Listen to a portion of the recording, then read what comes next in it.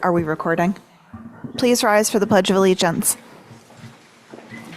I pledge allegiance to the flag of the United States of America and to the republic for which it stands, one nation, under God, indivisible, with liberty and justice for all.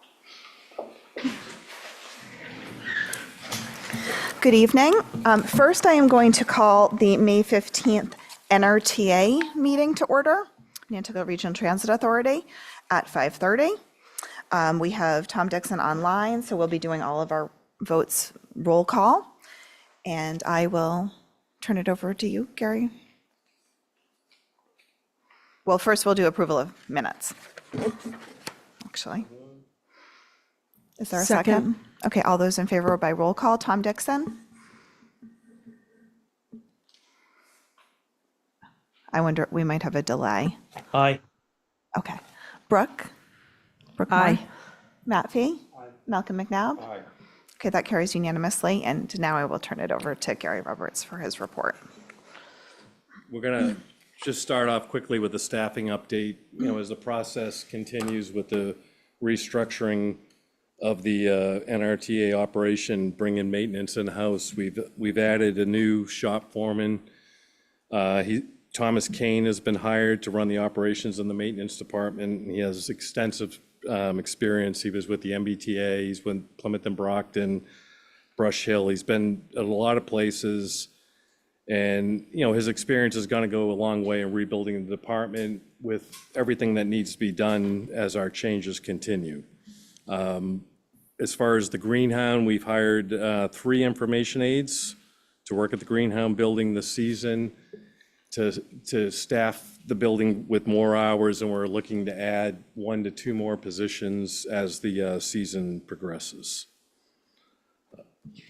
The next item to discuss was I wanted to give an update on workforce housing. You know, the NRTA is fully recognized that the housing issues on Nantucket, as everyone else understands, the difficulty with housing.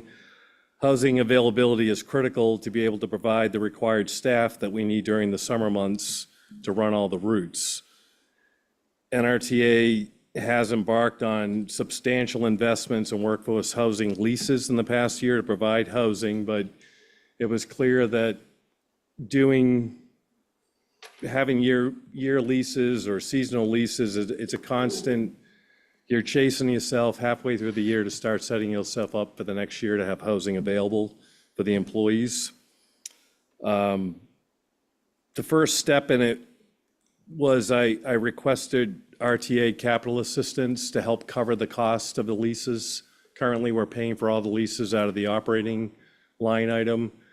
As the time went on and the amount of leases that we've done, we've gone up a significant number to pay the cost to get year-round leases. Most people do not want to do year-round. They prefer the summer months, renting by the week, and the cost was substantial. So I approached MassDOT to first try to get some help so we're not cutting into the operating budget to provide housing, and started some lobbying towards what was available in the state to help purchase housing. So initially, we had some discussions concerning perhaps getting capital money for leasing, which led to the possibility to purchase a house. While that was all in the works to try to get approval for that, I continued to push for additional funding, and MassDOT had found through another line item with the state. It took a few weeks and close to a month to get the final approval, but they did approve the purchase of 2 new houses for NRTA that will be paid 100% by the state. So these houses are both under purchase and sales agreements, and we're looking to have those closed, the first one June 15th and the second house by June 30th. this is a big step for an NRTA to have for year-round employees that need housing, or if it's seasonal people, it takes a load off to know that we have 2 houses now that are 5-bedroom homes that will have places for them. I mean, we're not going to cut out leases. We're still going to have to lease more properties. Currently, we have 6 properties that we're leasing for housing. We bring in 30 to 40 people during the summer months for drivers, between maintenance staff and other positions. It was necessary to push for this, and the state did a lot of work, and we're grateful that they were able to come up with the funding, and I think it's going to be a great benefit to NRTA and the community to know that we're going to have places for employees to sleep at. Yeah, I just comment. I think it's amazing that you were able to do this. It's, I couldn't run my business without a good amount of housing, and I'm sure the NRTA is in the same boat. So I congratulate you. I know, Matt, I had a conversation with you early on where you said you need to get places that you own because you're going to constantly be trying to find places. And it became evident as, the winter wore on that, every time that you have something through September that you have to start the search by January, you're already starting to look, and it's time consuming. We brought on someone, the operations and facilities manager, to operate the houses and to oversee things. And, it's the first step that we hope to continue further on in future years to provide more housing for the workers. If there's no other questions, we'll move on to the electrification of the fleet. 5 EGES buses have now been delivered, and they're in final preparations for service. We started testing. I drove one of the buses on Daffodil. We had very good feedback like we had the previous year when we tested the bus.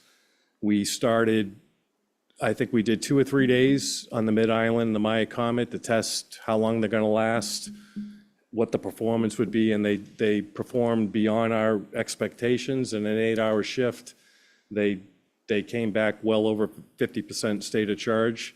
So the drivers were impressed with them. The passengers were happy with them. They're far quieter than what we're running now. We're going through, I'm sure that something may come out. The DPU is here doing the inspections of the vehicles. There's some clarifications that have to be made. It's the first time they've seen the vehicle.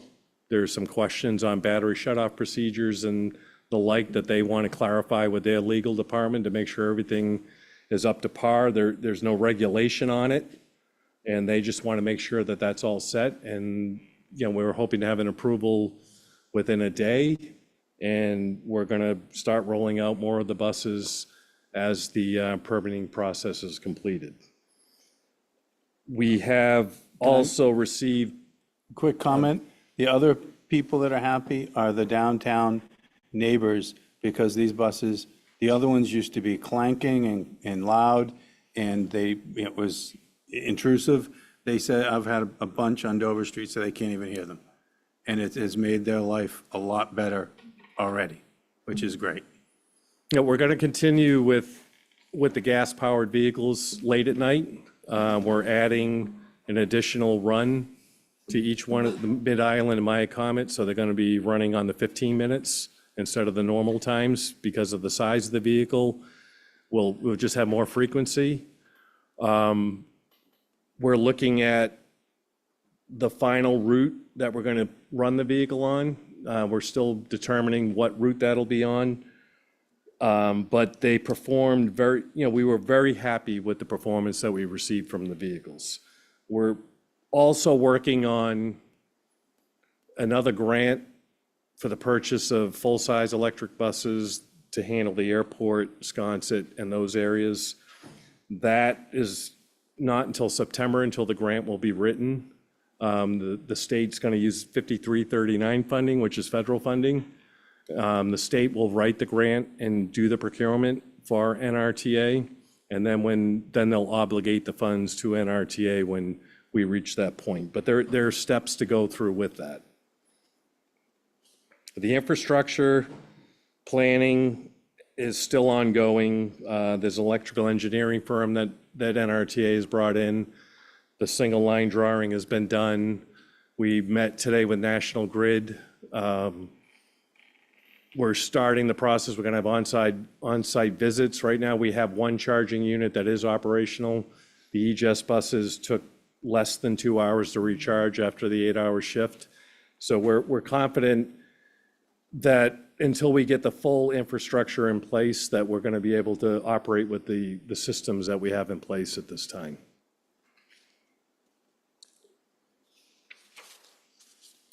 And if there's no other questions on electrification, we're going to move on to the FY25 budget. I attached the draft 25 budget. The budget is based on level funding with state contract assistance of $2,728,095. There are currently 3 versions of the state budget. There was the governor's version that was released, the House version, and the Senate version. They're going into conference committee next week. Each version has varying amounts on the funding. The Senate version has far more increased funding for all the RTAs across the state. So as the process plays out, all 3 of the versions do say that it'll be level funded from last year, from the increase that was received last year. So we know that's the starting point. There could be additional funding for Fare Free to continue further on. There could be more innovation grants.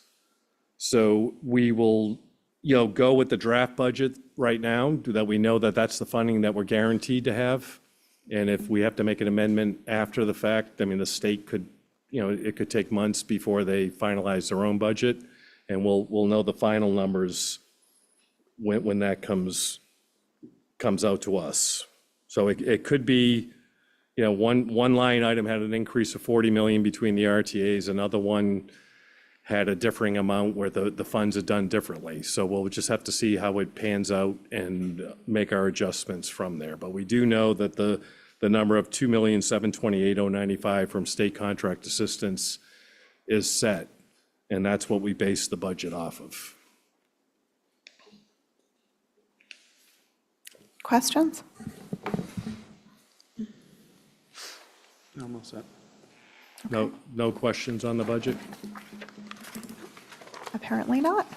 Well, if we could move for a vote on the budget, there's timelines for our next line item that are based on the budget numbers that we have. So I will move approval of the draft budget. Second. Okay, all those in favor by roll call, Brooke Moore, Aye. Matt Fee, Aye. Malcolm McNow. Aye. Tom Dixon, Aye. Don Holgate, aye. That carries unanimously. Okay, and the last item that I have is the revenue anticipation note. So if you're not sure what revenue anticipation note is, the transit authorities receive their funding in September. The first portion of funding from the state comes in September. So every RTA goes out for a revenue anticipation note that funds us until that funding comes in. So it's a stopgap because we're not forward funded. It's a stopgap that we have to present numbers to show our spending and what we need to keep the operation running until the funding comes in. So we go through Lock Lord. I think the town probably uses Lock Lord themselves and Hilltop Securities to put out the bid for the RAN, and this year we received 3 bids for a $2 million revenue note. The low bidder that was awarded is Piper Sandler and Company, that came in at 4.25% with a net cost of $84,000 that we pay back at the following year. So last year we were at 1.95 million.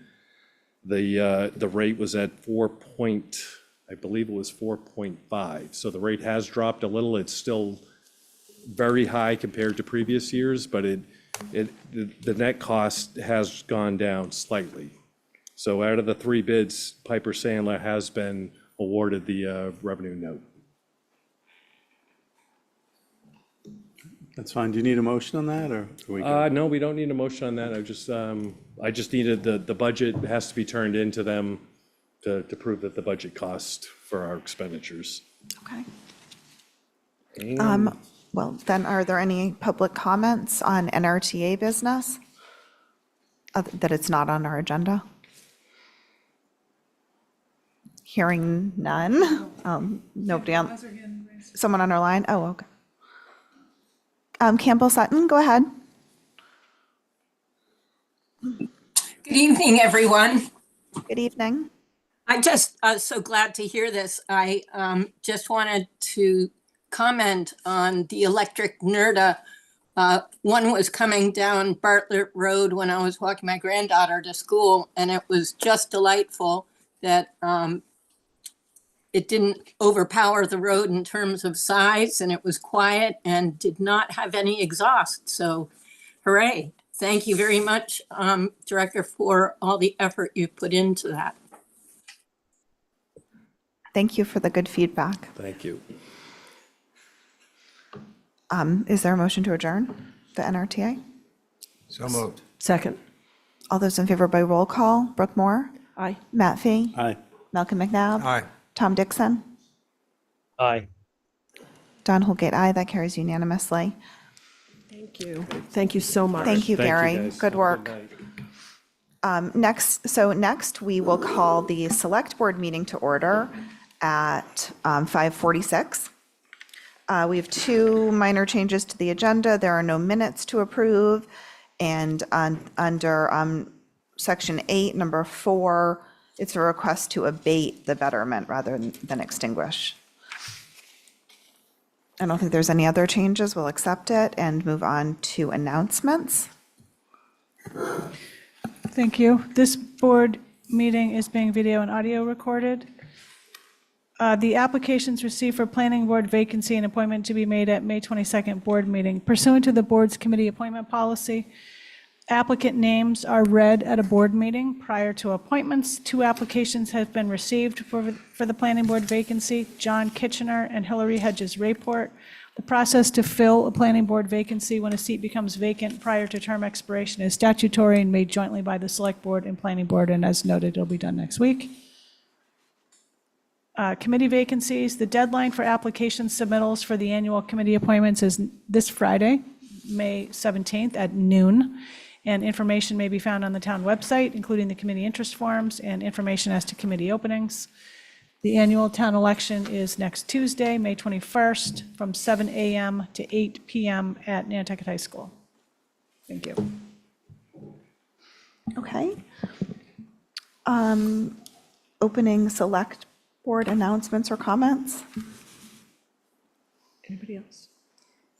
Matt, then Brooke. Yeah, I just wanted to say to anyone who was offended by my comment at town meeting, I attempted to inject a little levity, but it was inappropriate, and my wife tells me I don't have a sense of humor, and I kind of proved that. So it was not my intent to insult anybody, and I'm sorry if I did. Thank you.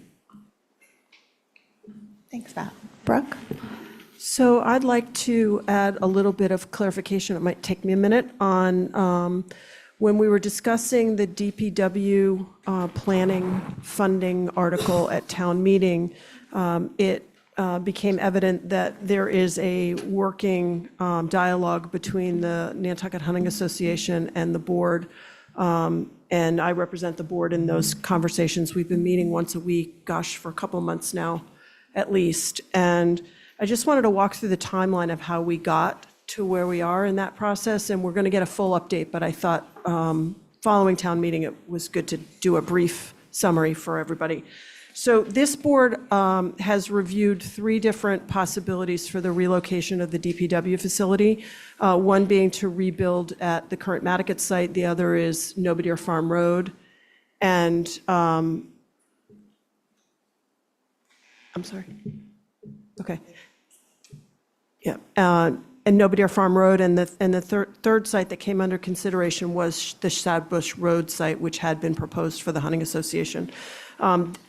Evaluating based on a number of criterias and recommendations from consulting engineers and so forth, the board did sort of agree that the Shadbush site was the direction we wanted to go as a board. And so that then brought us to the point of beginning a conversation with the Hunting Association about how we could partner together to reconfigure the use of that site to meet both of our needs to the best of our ability. And we met with them, with representatives from the Hunting Association, and basically it came down to there's a 2-for-1 endangered species mitigation requirement for that property. So for every acre that is developed out there, we have to find 2 additional acres of similar environmental nature with the same species, et cetera, to mitigate the development of the property that we're going to develop. And so the DPW site is projected to use 7.9 acres and mitigate 2 times that. And that leaves 3.3 acres of unused property that was available potentially for the Hunting Association. However, they would have needed to find elsewhere 6.6 acres of land that would be appropriate for mitigation. And we did walk them through the onerous process that the DPW has gone through to try to identify land to mitigate for this site. And there really isn't much available on Nantucket. We are now have less and less available land for various priorities, including this need for mitigation for environmental purposes. So, so when we started talking to the Hunting Association, it was sort of like, you could have 3.3 acres for your use, but you'd have to find 6.6 mitigation, or if you scaled down to 1.1 acre, that would leave the other 2.2 acres of the 3.3 as mitigating land. So that is the direction that the representatives from the Hunting Association and our group decided to move forward with. And the advantages of this collaborative effort is that we are doing one application to the environmental groups that we have to apply to, MIPA and Natural Heritage. And so by doing a joint application, we're really supporting one another to move this forward through that application and approval site on an environmental basis. And so the idea is that we are now working together as a team to get a facility for the Hunting Association and a facility for the DPW, and share as many resources as possible, parking, driveway, et cetera. So it's really a partnership that we've been working on for months. I know it came as a surprise to town meeting, and I just thought it would be helpful to explain a little bit of the background, and we'll do a bigger update.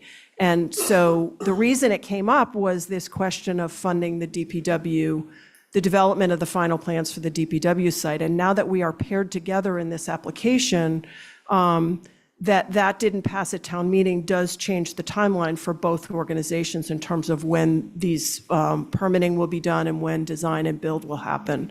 So I just want to make mention that that ballot measure is still on the ballot next week and is available for approval by the voters. And if that were approved, we would be able to put it back on the warrant and get the 2 approvals we need to keep these projects jointly moving forward together. So. And Brooke, will you explain what if they're separated and the delay that will happen? So one of the reasons that the Hunting Association felt the better choice for them was the 1.1 acre is that we are moving forward with the DPW application with the environmental agencies, and they have this term, Drew, help me, it's segmentation, where environmental applications have to be separated by 5 years. So you can't apply for the DPW and then the Hunting Association applies 2 years from now. They would actually have to wait 5 years to even begin their environmental permitting process. So really it is both the most expeditious timeline for both of us to work together on this. And so that's the path we took as a group. So, does that, Matt, answer your? Yeah, I think it does. That 5-year is what kind of makes a big difference. Tipped it over. It's, Yeah. And I think the thing that's hard for me and perhaps all of us as board members is that our circumstances are evolving all the time, and the information we have before us is evolving all the time. The climate resilience piece of the Nantucket Road site is a part of the decision-making here. It's not the only reason we're choosing to go with Shadbush. Site size, how it's laid out, the ability to build while we're still operating, some of the same questions we had with our island home were presented to us as well. So circumstances are constantly evolving, and this board faces a decision with the information we have before us at a point in time, and we do our level best to compare the varying and competing needs of the community for these resources that are limited, and land being one of the most limited ones we have now. So, Right. And the other issue is, the big one is it's centrally located to most of the island. You can get from there more easily than you can get from Nantucket. And as we get busier, that will become increasingly harder. And so I think that, that's part of the DPW analysis as well, is how can they service, how is it easier for the public to get to them or for them to service the public, I think, so.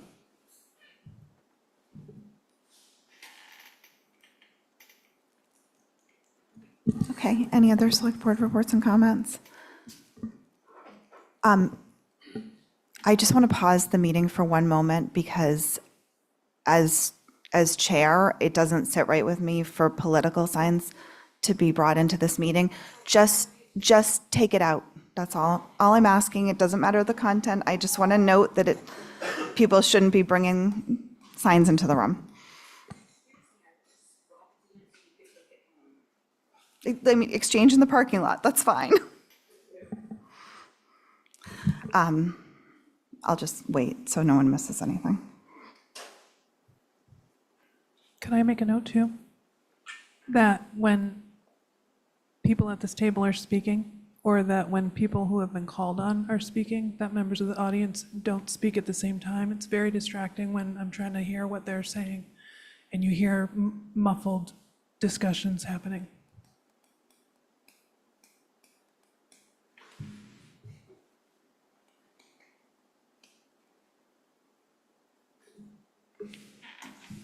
I was going to make a joke about political signs, Don, but I'm not funny. Exactly, so I just thought I'd be quiet about it.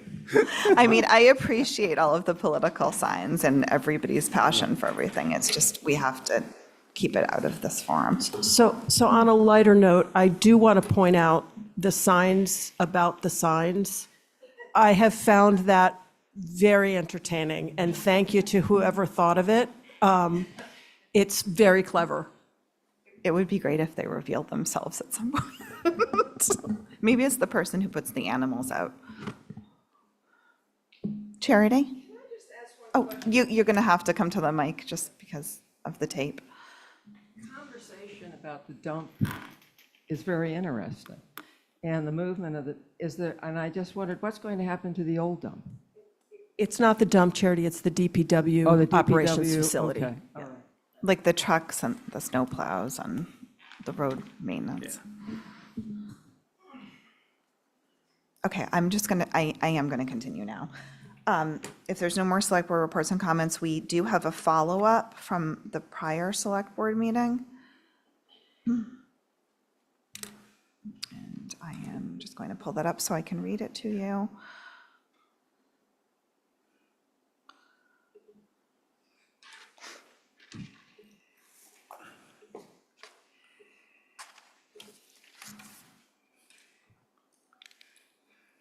Sorry. May 15th, 2024 Select Board meetings, public comment follow-up item from May 1st, 2024. The comment pertains to an open meeting law violation of the Affordable Housing Trust with respect to executive session and the timely release of meeting minutes. The violation has been resolved pursuant to a determination issued by the Attorney General's Division of Open Government, see attached. This is all in the packet. Further town action. Given the number of town boards, committees, and commissions and associated meetings which occur on an annual basis, there are hundreds of them, the number of confirmed violations is low. Despite this, 0 violations would certainly be best. In working toward a goal of 0, town administration has communicated to all the town's boards, committees, and commissions the schedule of open meeting law training through the Attorney General's office. We've started tracking attendance at the training sessions to ensure that members are attending the trainings. With the board's endorsement, it is also recommended that prior to posting, the executive session meeting agendas of all town boards must be approved through town administration ahead of posting. This will necessitate proper planning by those boards so that sufficient time is allowed for the necessary review. Specifically, since 2011, when open meeting law violation determinations were posted online by the state, Nantucket has had 10 determinations of violation, 9 determinations of no violation. Breakdown, confirmed determinations only: 1 for the Affordable Housing Trust Fund, 1 for the NP and EDC, 1 for the Select Board, 4 for the HDC, 1 for the School Committee, 1 for the Land Bank, and 1 for the Energy Committee, for the total of 10. Of the thousands of public meetings that have been held since 2011, let us say 13,000 equals approximately 1,000 per year times 13 years. This equals less than 1 confirmed violation per year, or of 13,000 meetings, 0.0007% were complained about and found to be in violation. To put it in perspective, less than 1%. It is also worth noting that when town administration established a public records access officer, open meeting law compliance position in 2019, the position was intended to respond to and process public records requests and ensure townwide compliance with the provisions of the open meeting law and other committee administration activities. These include meeting postings, ensuring that meeting minutes and agendas are prepared and filed appropriately and timely, meeting space arrangements, inquiries relating to committee member and employee communication, the committee handbook, ensuring that all annual training is arranged and attended, and now there is more oversight and involvement with hybrid meetings. Due to the volume of public records requests, the incumbent in the position spends the vast majority of time processing public records requests with little time available for open meeting law compliance activities. We have added an additional dedicated committee administration position to our list of potential FY 2026 budget items. And I think that administration just wanted to know that this is supported by the board to have these additional protocols. And that memo can be found in the packet. Yeah. I don't, Formal approval? well, either on an actual agenda item or I'm not sure how you want to handle it, but I think we would want a formal Adoption. adoption of the protocol that you mentioned. Okay. Can we take we can't take a vote now. We need to add it as an actual agenda item. Probably should be an actual agenda item. Okay. Yeah, we can put it on next week. Okay. Does that sound okay to everybody? I'll motion it as an agenda item in the future. I think we just can add it. just add it. Tom? You good? Okay. Brooke, you just look like you were going to second it, sounds like. Okay, next up, we have public comment for items that are otherwise not on the select board agenda tonight. Good evening. Good evening. Just state your name for the record, please. I am here because, in view of the forthcoming special town meeting on September 17th, I wanted to let you know that we have an article that we're going to submit and at some point, and I wanted to share that with you. And I wanted to let public know that this is posted on our website, nantucketneighborhoods.org, and we're soliciting input. I can. You can give it to Erica and Charity Benz for the record. Is there anyone Thank else in you. the audience that wishes to speak? Okay, I have one hand up online. Megan Perry.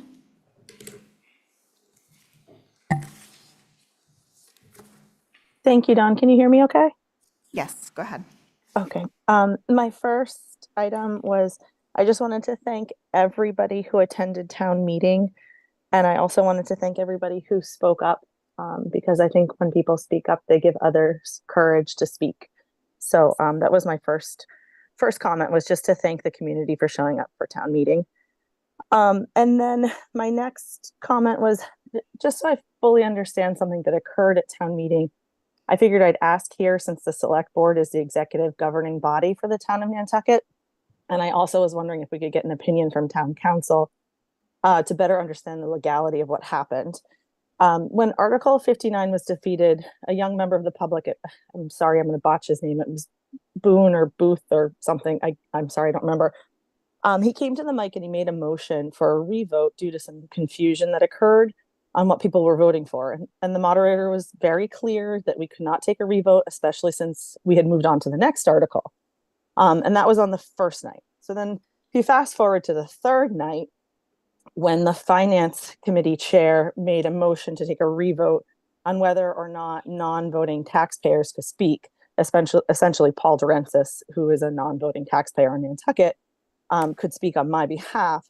This would be a revote on a unanimously approved vote that occurred on the first night by about 1,400 people or so, unanimous again. So I'm wondering why a revote in one instance was not allowed, but a revote in another instance was allowed, and who's kind of more legally incorrect in that instance, especially when the moderator had made it very clear from previous nights that any motion needed to be done in writing and given to her in advance. Was it like different rules, different people, different motions? I just was curious on that. And I didn't bring it up regarding Article 59, the STR one, because we had talked about it for so long anyway. And I'm not the local attorney who sponsored the article, and he himself did not get up and ask these questions.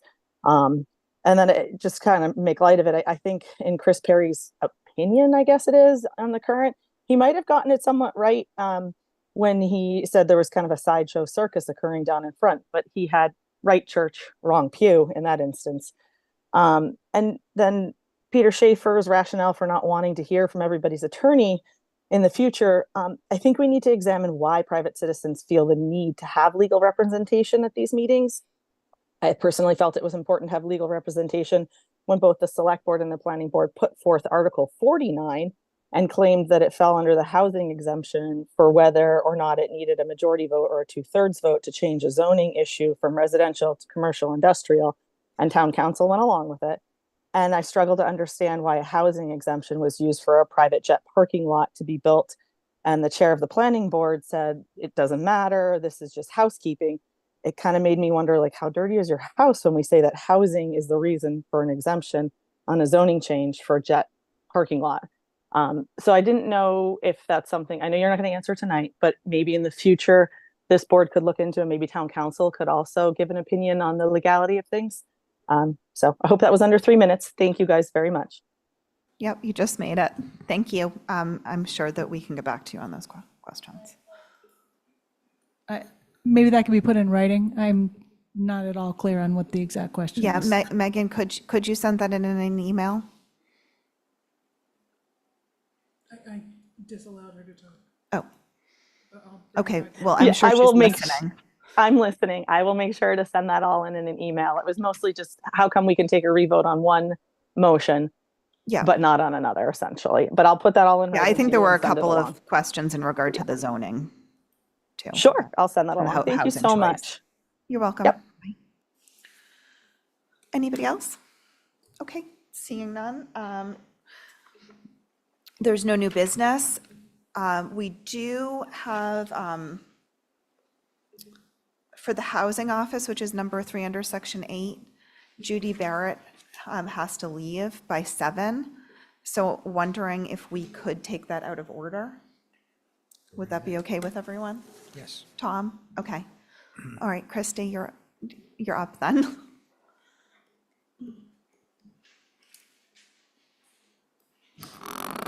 Thank you. Christy Ferrantella, Housing Director. So tonight, Judy and I are going to walk through the year-round deed restriction. This is a program that the Affordable Housing Trust has been working on for quite some time. This aligns with the Select Board's strategic plan around housing and creating year-round housing opportunities for our community. So this program would basically provide an incentive to put a year-round deed restriction on your home and live in it and occupy it for 10 months out of the year. The trust has been working with Judy to develop the guidelines and hosting community sessions to get feedback from the community. And we wanted to get feedback from the select board members before we finalize it. And we are also requesting funding for this program. But for right now, I just want to hand it over to Judy to give us a little bit of background on the work she's done. She's done extensive research on deed restrictions across the country, and bring you up to speed on our program here. And then I'll be back to answer questions and talk about funding. Go ahead, Judy. Thank you. Can you all hear me? Yep. Okay, super. So I'm happy to be in Nantucket from a distance tonight.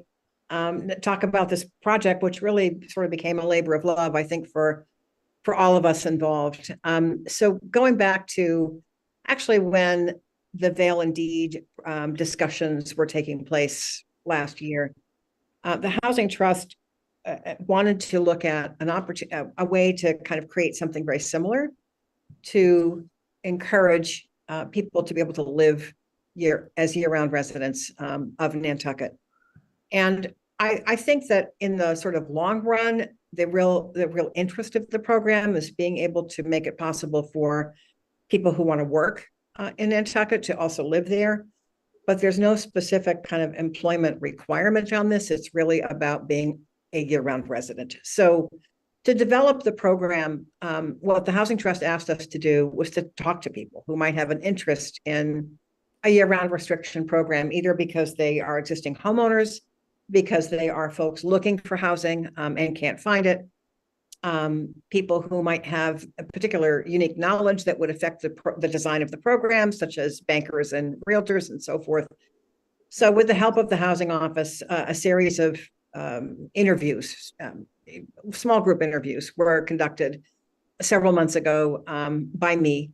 I had a series of questions that were the same for everybody to try to get a sense of what people thought the program should accomplish, whether they, if they were homeowners, might have an interest in participating, whether they thought there were particular priorities that the program should address, and so forth. And so out of that came a series of recommendations to the trust, bearing in mind that that although Vail and Deed, I think, was the inspiration for this, there are going to be some differences, not the least of which is that under the current kind of legal framework in which the trust operates, their funds need to be targeted to folks whose household income does not exceed 240% of the median income for Nantucket. And so if you're familiar with Vail and Deed, you probably know there's no particular income restriction associated with that program. In this case, we need to do that for whatever it's worth. We are doing national research on this very issue for an organization on the Cape. And although people are familiar with Vail and Deed, there's a lot of other models out there, many of which do have an income restriction associated with it. So at least this pilot program, which is what we're calling it for now, does have a lot of similarity to other programs in the United States. In any case, the way it is set up to work, a homeowner could approach the trust and to essentially convey a perpetual restriction to the trust to limit that home to year-round resident occupancy.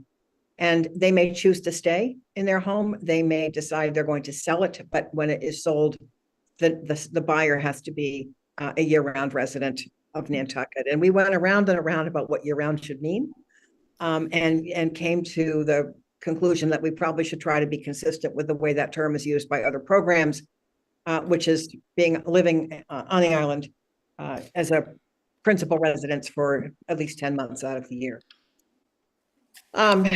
The program would essentially negotiate a payment to the owner who is interested in conveying the restriction. But the real fundamental issue is that what that restriction needs to say is that it is for the benefit of households whose incomes are at or below 240%. So that really applies both to the participants who own a home as well as the future buyers. That's kind of the way the program is set up right now. As I think you all know, and Vicky's on this call, and I will defer to Vicky on this, there's a larger effort underway to try to create the authority for municipalities to impose a year-round housing restriction without regard to an income limit. And Nantucket's not the only community that's interested in doing this, but right now, because that doesn't neatly exist, and because it's the housing trust that's funding this, that income restriction would apply. So the trust wants to launch this as a pilot program. I will tell you from our research across the country, most of the programs that exist today started out with a somewhat different design. People are trying these programs and adjusting them based on experience with applicants. So I just want to make it clear that the Housing Trust, I think, has gone into this with every intent to try to do a great program that hopefully will have some endurance in terms of the way it's designed now. But they may find a need to modify the design based on input from potential participants, based on perhaps some barriers that people didn't anticipate. And so modifying the program design is probably going to happen. And that's a good thing because it means that the program will be able to survive perhaps its sort of first generation design. But that really is the plan. I mean, we had discussions with folks. We actually need to do sort of one more meeting back with the people who participated just to let them know that their input really mattered and how this design turned out. But I think really what the trust has now is the program that's ready to go, and they're dying to launch it, and I don't blame them. I think it could be really super. I'm happy to answer any questions. I realize that's kind of a high level overview, but probably the best way. I have two questions.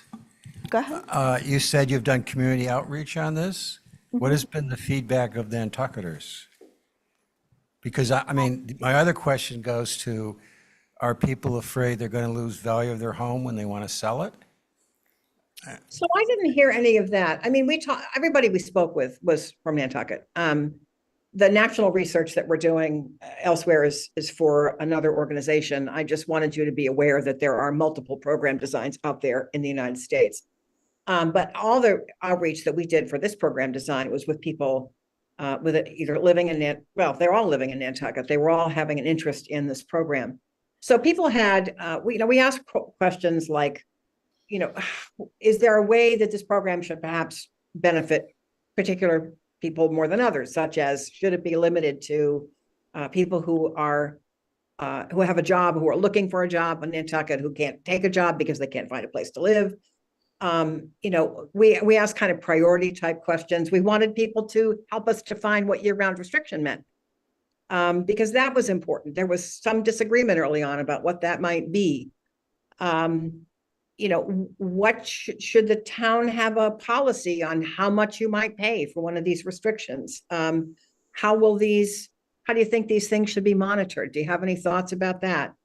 Are there particular housing types that perhaps should be targeted for a program like this? We did speak with some employers to try to tease out kind of what their interest might be in the program design, whether they would have any interest in participating. And, this program could assist employers. That's not the immediate target of it, but we wanted to not rule out employers who are trying to employ people who can't find housing. And then there was also kind of a discussion about, are we trying to target homeownership here or rental or both?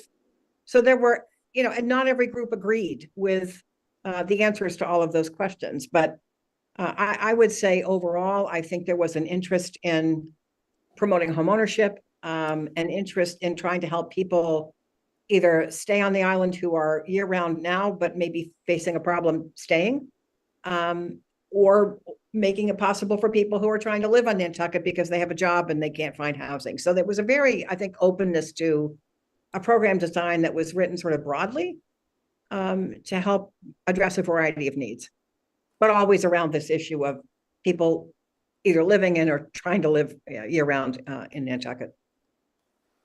Did that answer your question? Not completely. Do you want to?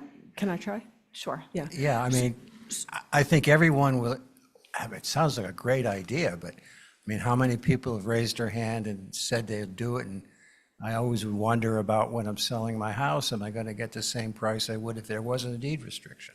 So the answer to your question is probably not. So, and the question is, what is the value to you of accepting the potential that your market value on your home would be reduced? And I'll give you a good example.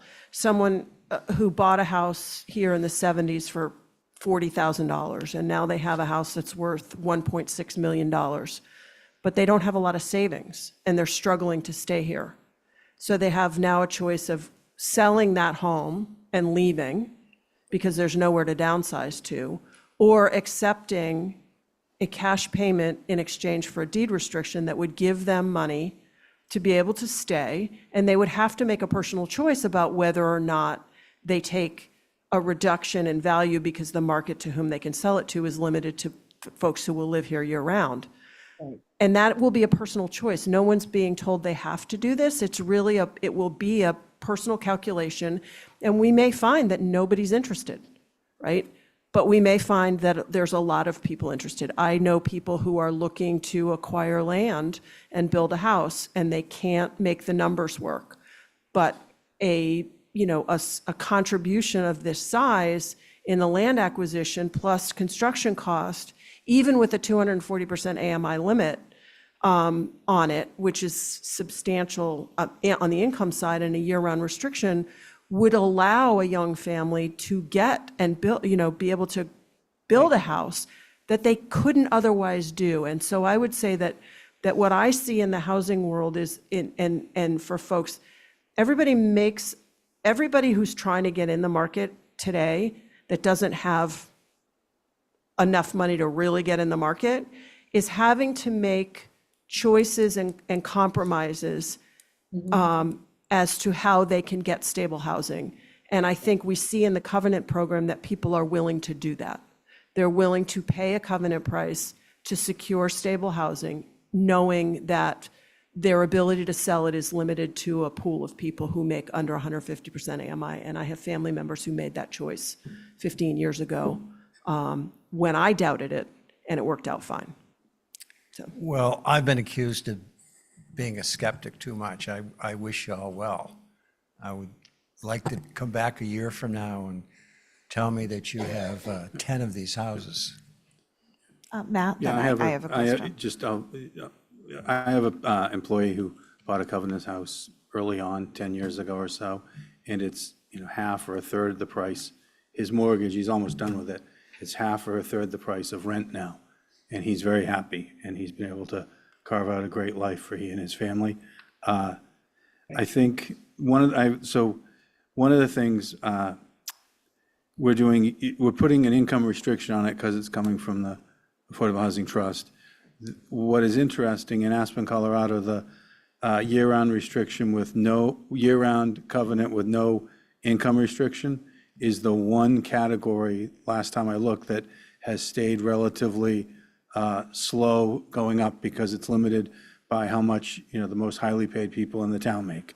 So there didn't have to be a cap on it, et cetera. It's gone up slower than even some of the income categories, although maybe that has changed. So it has kept a good segment. The houses that went in there have stayed there and not gone up as much as some others have.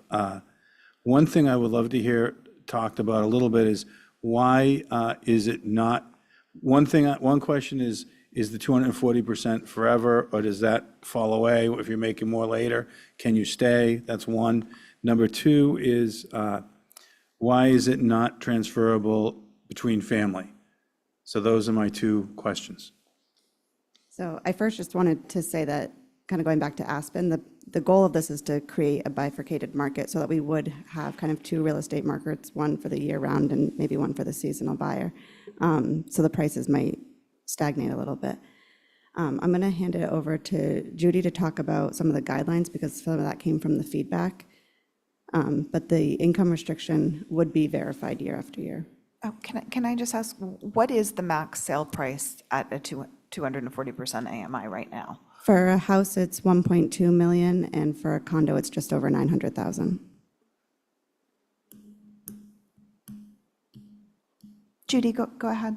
Yeah, so I think the simplest way to think about this program is the folks who benefit from it must be year-round residents of the community. And they may be people who own a home now, who want to stay in their home. And for the very scenario that Brooke just described, which we actually had some examples of that in the focus groups, are hoping to be able to stay, to continue to be year-round residents, even though they may be retired, they're not working anymore, but they want to stay. And a year-round community has, lots of people in it, not just folks who are working. So they could be the beneficiary. They may decide to sell at a reduced price because, as was explained earlier, people are making a choice to take a cash payment now. The next buyer would need to be a year-round resident as well, and the income restriction will apply until such time as year-round restrictions can be acquired and imposed and enforced without the income restriction involved. So right now, because it's a housing trust program, the income restriction will apply. I will just point out that once someone buys a home, and this is true, for any affordable housing unit, what matters is what was your income at that point of sale? Were you income eligible? People's incomes go up. You don't want to have a homeownership program where people's incomes can't increase. No one would want to do that. What matters is at that point in time that you benefited from the sale, were you income eligible? What does need to be monitored on an annual basis is, are you living in this as your principal residence year round? That's where the enforcement really, I think, comes into play. So that does need to be part of the program design. But as for someone continuing to have to be 240% of AMI after they've bought a home, that's just not the way any affordable housing program works. Mary Longer has her hand up. And then the other question was say someone is, takes money and puts a restriction on, and then, and then they want to, gift it or sell it to their family who's earning under that amount, because how is that going to work? Because one of the documents said that it couldn't be interfamily, transferred. So I'm just wondering, I want to understand that aspect. Yeah, my initial understanding from trust members was with it being a pilot program, kind of like the lease to locals, they had the same guideline where it can't be interfamily, and we wanted to reach out to more people in the community. Oh, Tom? I would say almost all the programs we've looked at have that same restriction, for whatever it's worth. Tom? Madam Chair, apologize if I have a slight delay here. I just Yeah, wanted a to little say bit. in the bigger picture, okay, in the bigger picture, this program, this pilot program, very much like the Covenant program, or say above 150 to 240 AMI, is a tool in the toolbox. It's not going to solve the housing crisis on Nantucket, but it is a tool that we can use. And other communities are seeking this out, as Judy mentioned before, throughout the Commonwealth. Wellfleet, P-Town, et cetera, have filed similar home rule petitions. And hopefully this is somewhat incorporated into the larger housing bond bill. And we can gather even more tools to be able to solve these problems, to solve housing issues. So the trust worked really hard on this. We had multiple meetings and talked about it at length. We provided feedback. Judy was on multiple times. And Judy, I was just wondering if you could just talk about the focus groups a little bit and the kind of care that went into those, and that the comments were confidential and people felt like they could speak off the record, et cetera. Please. Yeah, thank you. That's a good point. So the housing office did help to kind of organize people. There was some outreach done to various groups, really just to find out who might be interested in participating. And then based on the responses to that, which went on for few weeks, as I recall. I mean, I think Ellis was on this for a while. Tucker certainly worked on it too. I gave the trust my schedule. I said, these are times when I can meet with people, and the schedule was simply populated by the housing office, which was great. I provided a Zoom link. I did conduct the interviews myself. I wanted to be able to assure people that what they told us would be confidential, which I stand by, but I certainly have provided the trust with, a real kind of, I think, a pretty good overview of what we heard. Not all of which was the same.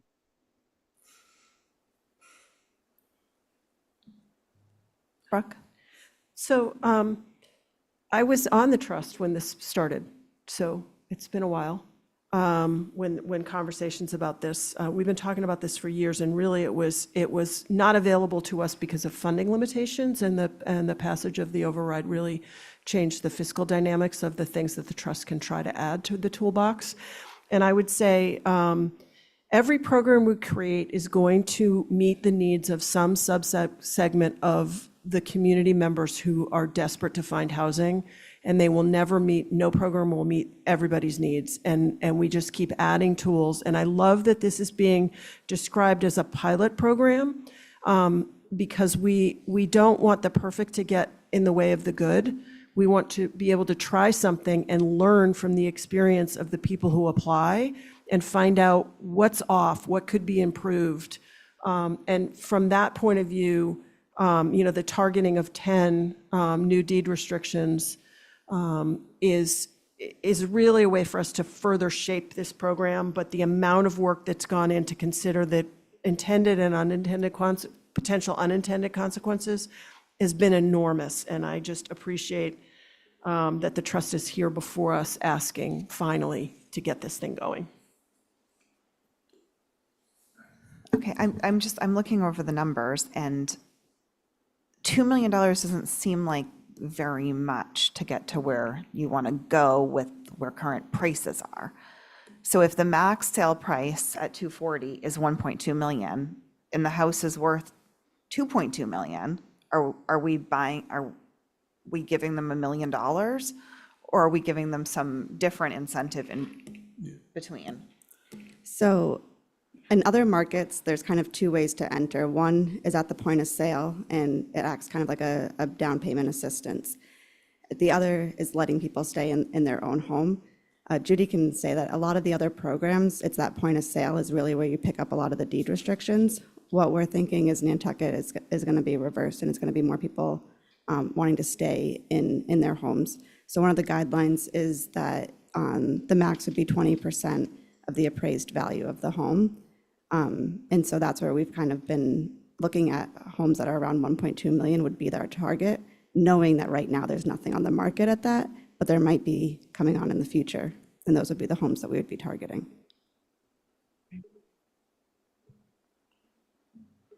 Okay. I worry that those homes will be even remotely viable for someone to move into, to be honest. Well, that's a consideration. Sorry, I didn't mean to interrupt. Yeah, you. no, sorry, Judy. I'm just trying to pay attention to everybody. I'm just trying to wrap my head around this because I'm really excited about it. And I think it could be extremely beneficial. I look at it as kind of for where we think it might head as a reverse mortgage. But I also don't know that anyone would do it if they're not getting the full delta. And this is why I was asking about the family, why the family was stripped from it, because they might do it if they say, okay, I'm going to get 300,000 or 400,000, whatever the 20% is, and then I'm going to be able to sell it to my family member or gift it to my family member who I was going to get it anyway, but, there may be something like that if it, that is what I was sort of thinking. People do that all the time, whereas they're less likely to put it into a program that's going to, limit them a little bit. And I think it's worth trying. I agree, and if there has been sort of a matrix or work done that someone can send me so I could read, I would love to read through it. So I guess my feedback is I don't think that 20% is enough. I mean, you can try, but I think you should be asking for a more realistic number to actually get people to do this, because then once they're restricted, they're in the pool forever. So I think it's worth it, the buy down price. And maybe there's a small discount, but I just don't know. I mean, I'd have to do some comparisons on the 20%, and maybe you guys probably dug into that a little bit more, but. That's why I'm here to. But I to get worry about the feedback. 1.2. It's like, I think that the kind of homes that we're targeting are, say, the retirees who would prefer to stay, but they're kind of forced to pull that income, that overtime income out of their property. But if they're substantial year-round residences, they're probably worth way over 1.2 million. So. I mean, then it would It's be not- nice if we could go above the 240 potentially in some cases. There's not a lot of home. It's about $1.5 million for a rectangular duplex. And that doesn't count like all your work when you get here on island right now. The prices are nuts. That's sort of one of the things we're dealing with. And then, when you read through, I have someone who sends me the, sort of their analysis of the weekly sales. And most homes are going, sort of off-island address to off-island address, or island address to off-island address. There's very few that he's seeing that are going from island address to island address. Most of them are outgoing. And so I think I think we're up against it a little bit. So. Brooke? The 20% limit is on the current, on the market value, right? Not the 1.2 million. So if the home is worth 1.5, the subsidy could be 300, and that gets you to 1.2. Yeah. So it kind of works, maybe, but we'll see.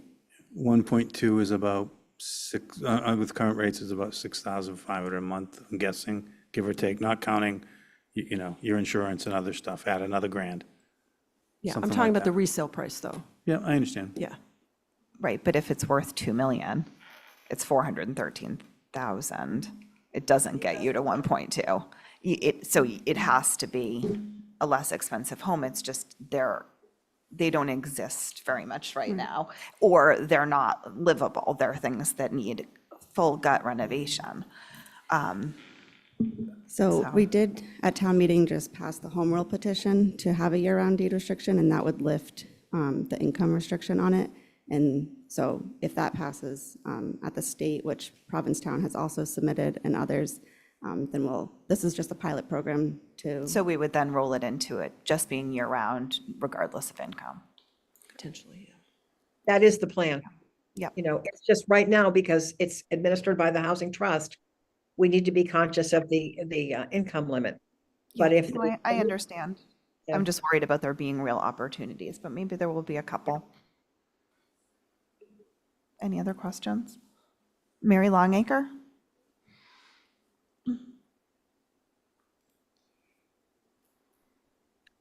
Thank you, Don.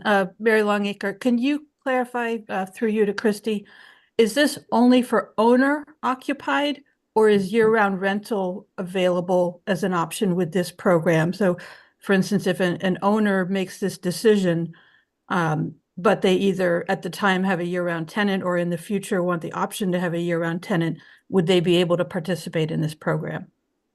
I think that was the idea with it, employer-owned housing. Yes, so as long as the house is occupied year-round, it can be rented or owner-occupied. And if there's more than one dwelling on the property, then the other dwellings could be rented as long as they're year-round. Yeah, it sounds. Any other? Sorry, it sounds like there may be opportunities to combine this with a covenant or a tertiary dwelling subdivision. And I know subdivision is the wrong word for those, but where you might be able to create units that have that lower value that would qualify as you carve up a property into different units. Yes, that is true. Campbell Sutton?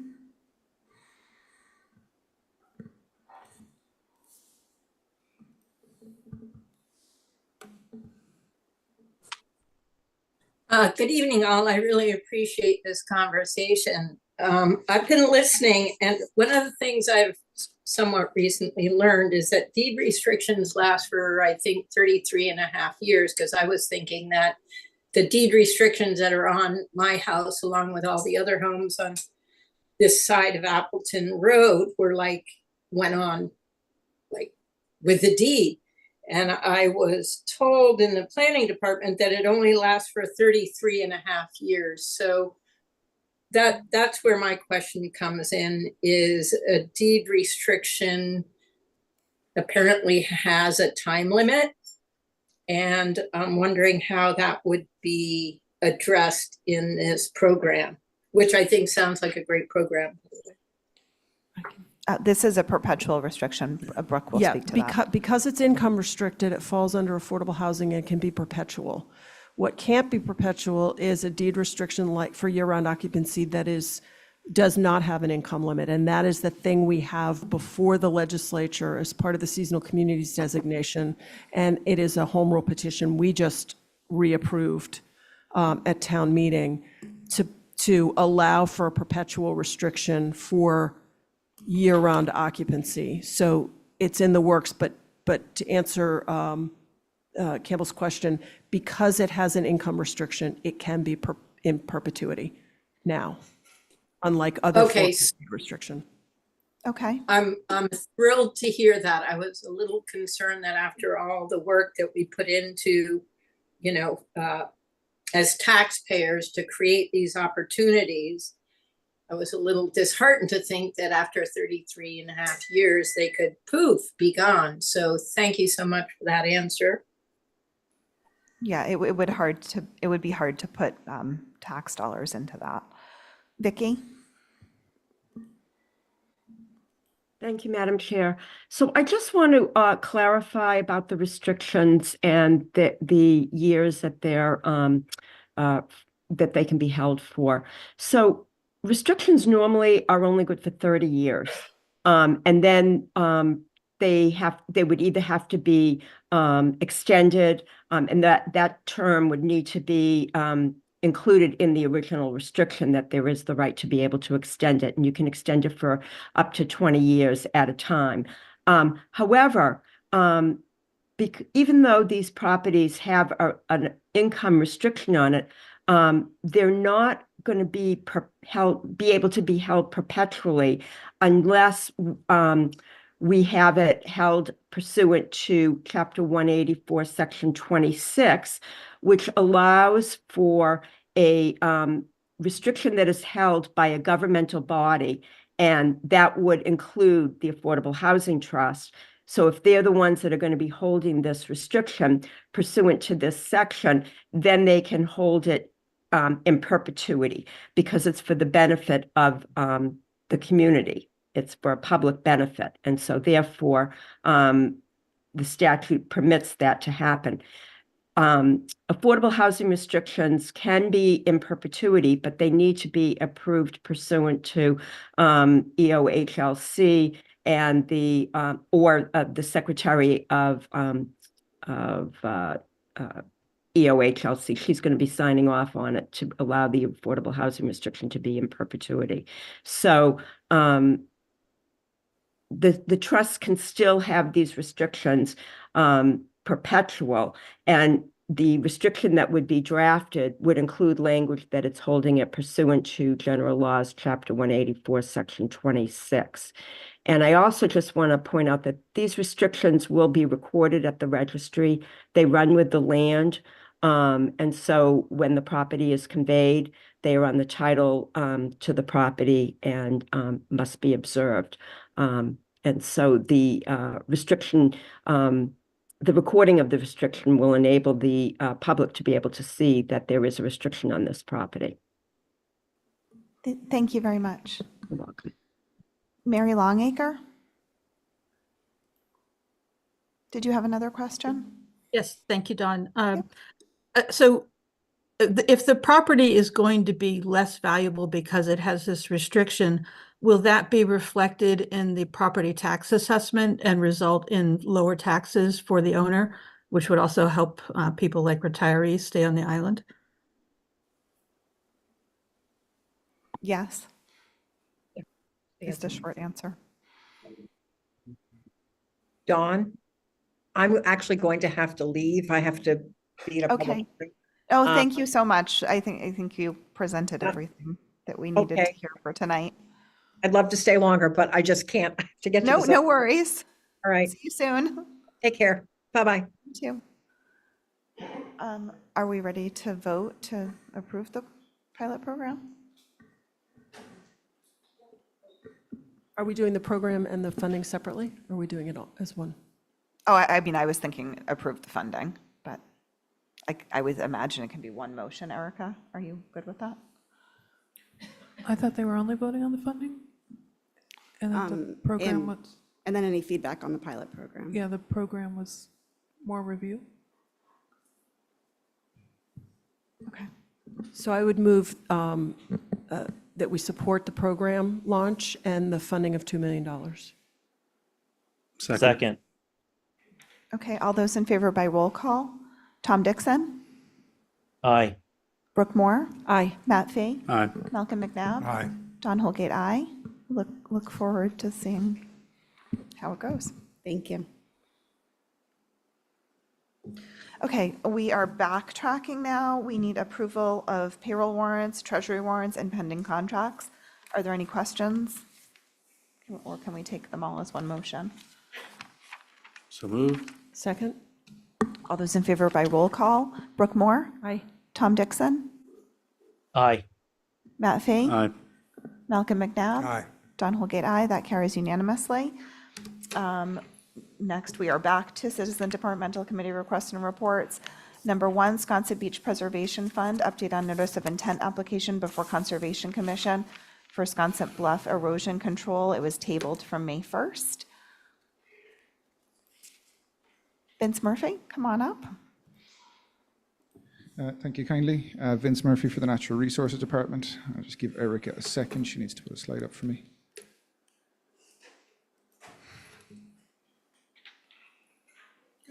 Yeah, that'll work, Erica. Thank you very kindly. So this is just a general update on how the notice of intent has gone so far. The notice of intent itself was submitted in mid-December, about December 15th of 2023. The first hearing on this was then January 4th, and this was just an administrative hearing just for scheduling. It has been the practice of the Conservation Commission to put these types of meetings to off weeks, so as not to cause disruption to the regular agenda. The first substantive hearing was on January 25th. Some of the important items to take away from the bullet point list for session 1 is that we went to great lengths to point out that this was a joint application between the town of Nantucket and SBPF. That was one of the most important things and the biggest differences from any previous application. We went through how the project would work, some of the standards, the purpose and the need, which was substantial, and looked at how the analysis for the design was developed. Then we went through a description of the project. So then we had session 2, the important thing that we tried to mention here of the many important parts of that meeting was to understand how operation and maintenance would work and how oversight of the operation and maintenance would work and who has which role and which responsibility to undertake what part of the work. We also demonstrated the public benefit of the project and how failure criteria might be worked out. Session 3 was the last of the main substantive parts of the presentation for the NOI. We looked at how the eligibility of coastal engineering structures worked on coastal banks. That is part 3, CES stands for coastal engineering structure. We talked about how the sand covers the design, the geotubes, mitigation, reporting, and failure. Essentially, at that point, the main part of the presentation was done. In session 4, we undertook the public comment, and that was probably the most valuable thing. It was terrific to hear some of the feedback and understand some of the concerns from the public and from groups that have an interest in this area. And now we've worked on ways that we can address those concerns. On April 25th, we had the 5th session. This was just a 1-hour meeting prior to a regular CONCOM meeting to get simple feedback. That is also going to be developed into a written response as well that will be going to the Conservation Commission. The next meeting that is going to be for the NOI is again going to be on May 23rd, tomorrow week. Everything has gone relatively well. The information has come across. Everyone has had good and interesting feedback and very good discussions. With everything going well, it is a hope that we can plan to close soon, and perhaps as soon as the next meeting. All good. Any questions? Questions? Thank you. Thank you.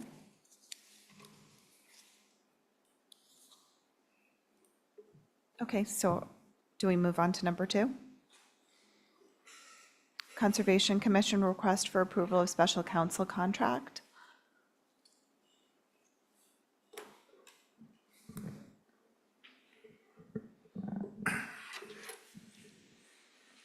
Good evening. Good evening. Ian Golding, Chair of the Conservation Commission. Good evening, all. My name is Seth Engelborg. I'm the Vice Chair of the Conservation Commission. So I don't have a recap that Vince had, but I can read a recap of what you have in your opinion, in your agenda, or I can just say we need another $15,000 so that Beverage and what's the name of them? Beverage and Diamond will allow us to move this forward. So I hope you'll look on that favorably. And yeah, do you have anything to add there? Yeah. Okay. Thank you. So just for a little bit of context, as you know, these permitting processes for the coastal engineering structures are very extensive in comparison to a normal notice of intent. They typically have a lot of legal opinions that are required, and in all the past permitting processes dealing with this area of Sconset Bluff, counsel has been provided to the commission.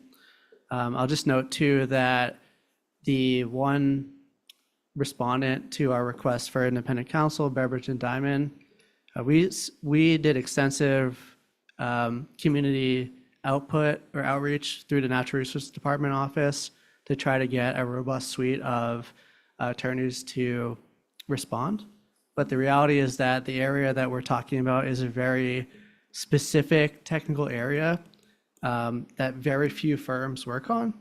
And also some of the firms that do work in this area have conflicts of interest with the project. So if we went the route of not authorizing the additional funding and asking the Conservation Commission to seek a new attorney, it's unlikely that we'd be able to find a new attorney given the specific scope of this request. So we'd ask for authorization for the additional $15,000 in funding to fill this request. And we understand the guidelines that the Select Board has put on related to the request being specific to the 4 questions and the process. We understand that all. We just respectfully request that you authorize additional funding. Thank you. I mean, I'm just going to jump in that I have no problem with authorizing the additional funding as laid out. So we can, Madam move the Chair, process forward. I agree. I mean, compared to the money we spent last week or authorized last week, 15,000 is fine. Well, I mean, it was part of a process of identifying what you were going to need to get the level of work that you need for this. And as Seth made clear, Natural Resources reached out to 4 law firms, and Beverage and Diamonds were the only ones that replied. Brooke?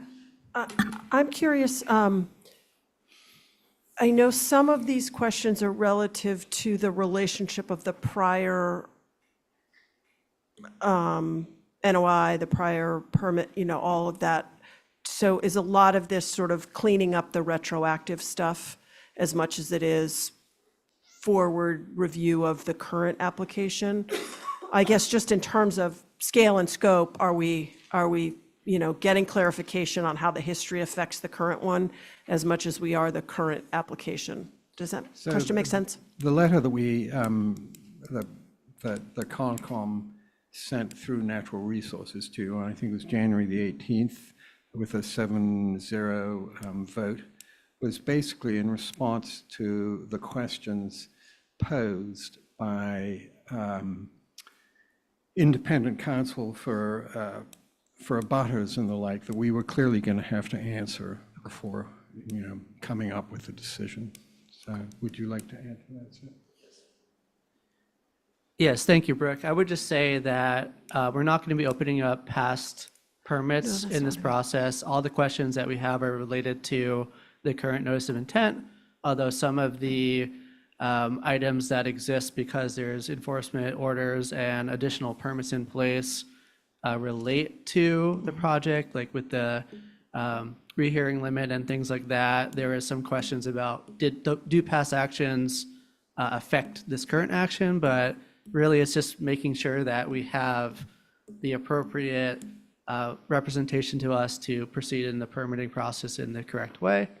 And I would just note too that as Vince said in his last update, in comparison to the last time SBPF came in for a permit, that process ended up taking about 10 months, I think. We have achieved most of the review in less than 5 months here. And it seems like there are a few more things that need to happen. We have a third-party independent reviewer for the Conservation Commission who's going to be looking at who is looking at the application for us, and we're hoping to get these legal questions figured out. And I know a lot of people would love for all of this to be completed before June 30th, because after that date, there's potentially going to be new commissioners, and then that could affect the process. So the faster we can move along with authorizing this funding and hiring that lawyer, the greater the possibility is that we can achieve that target. Thank you. Thank you. Does someone want to make a motion? Well, just a quick question before we do. Is staff in favor of doing this? Is that staff in favor of us doing this? This would be, if you're asking me, staff? I got a nod from over here, so. Yeah, policy, as far as I'm concerned. It's okay. It's policy issue for the board. I think town council can answer these questions, but I know that there's a lot of other opinions about that, so.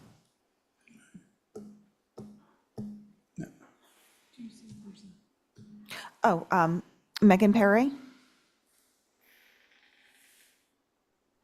Thank you, Dawn. I just wanted to say I supported the Conservation Commission's request for this. I supported it back in the meeting in January. Okay. We're about to make a motion to approve it. Yeah, I so. did. I put my hand up in case you were going to have discussion. I should have put it down when you're going to make a motion. I'm sorry. No worries. Thank you. Is there a motion? I'll make a motion to approve the request of the Conservation Commission. Is there a second? I'll second it. All those in favor by roll call, Tom Dixon, Aye. Brooke Moore, Aye. Matt Fee, Aye. Malcolm McNabb, Aye. Don Holgate. That carries unanimously. Thank you. Thank you. Thank you. Okay, next up, we have 21 Sheep Pond Road property owners request to abate the betterment due to the erosion.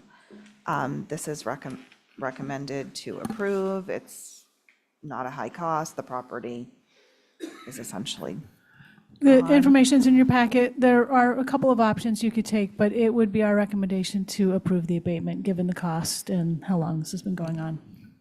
Does anybody And the have? condition of the property, which is, I think not as really long there. as we write in that this is not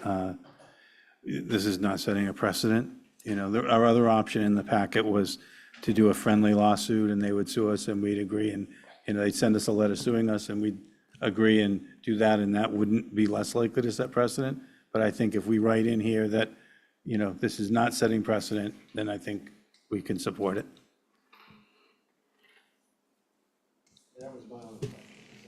Yeah. I mean, I just don't love the idea of the friendly lawsuit personally. John's hands up. Oh, John Giorgio? Yes, Madam Chair. I would recommend that the motion include a finding that the property has suffered from coastal erosion, and you should abate the specific amount of the remaining betterment, which I believe is it $2,630.25. Does anyone want to make that motion? So I will make the motion that we abate the remaining balance of $2,600 and what John said. $630.25. Thank you, that amount, due to the fact that the property has suffered from coastal erosion and the house is gone. Can I make a Matt? friendly addition? I would also like to add that they are current with their taxes and that they have also cleared their property, they've cleared their sewer and their property off of the lot. You know, so I think all those things contribute to the fact that we're going to do this. One of the, so let's vote it and I can tell you why. Okay, so what Matt's asking me to. Septic system. Yeah, what Matt is asking me to include, that this is, we're only doing this because the property has been fully cleared of all remnants of the septic system and the home in advance of the request for the abatement. Yep, and they've paid their taxes and their abatements are up to date, their taxes are up to date. Okay, like he said. Yeah, I see the owner nodding her head. yes. Okay, Okay. that's my motion. And that's your second? Yes, that's the second. Okay, all those in favor by roll call, Brooke Moore? Aye. Tom Dixon? Aye. Matt Fee? Aye. Malcolm McNow? Aye. Don Holgate, aye. And the reason, you guys probably Carries guessed it, but the unanimously. reason I've added those is that eventually if we do betterments and they're higher and people are struggling, they may not pay it at all. And then we get in a situation. We don't want to get handed buildings that haven't been moved and, septics that are sitting out in the, in the wash and everything else. I think that these homeowners have done the right thing and have been respectful of everything. And so I think we want to encourage people to continue to do that. Okay, thank you very much. Next up, we have the Finance Department review of FY 2023 Annual Comprehensive Financial Report, the financial audit. The audit committee met at 2:30, which Matt and I are on, and had a thorough review of this, and now it's before the rest of you. Thank you, Madam Chair. So with us tonight, we have Tony Roselli, a partner in the audit firm Roselli, Clark & Associates, who will be presenting a brief PowerPoint to give you a synopsis of the audit, take you through some of the management letter comments. I will tell you that there were no material weaknesses or significant deficiencies in the management letter. To the members of the board, we did go through quite extensively the observations and where the finance department is at in making some of the changes and corrections that we're trying to make to implement some of the recommendations. So with that, I'll turn it over to Tony Roselli. Thank you, Brian.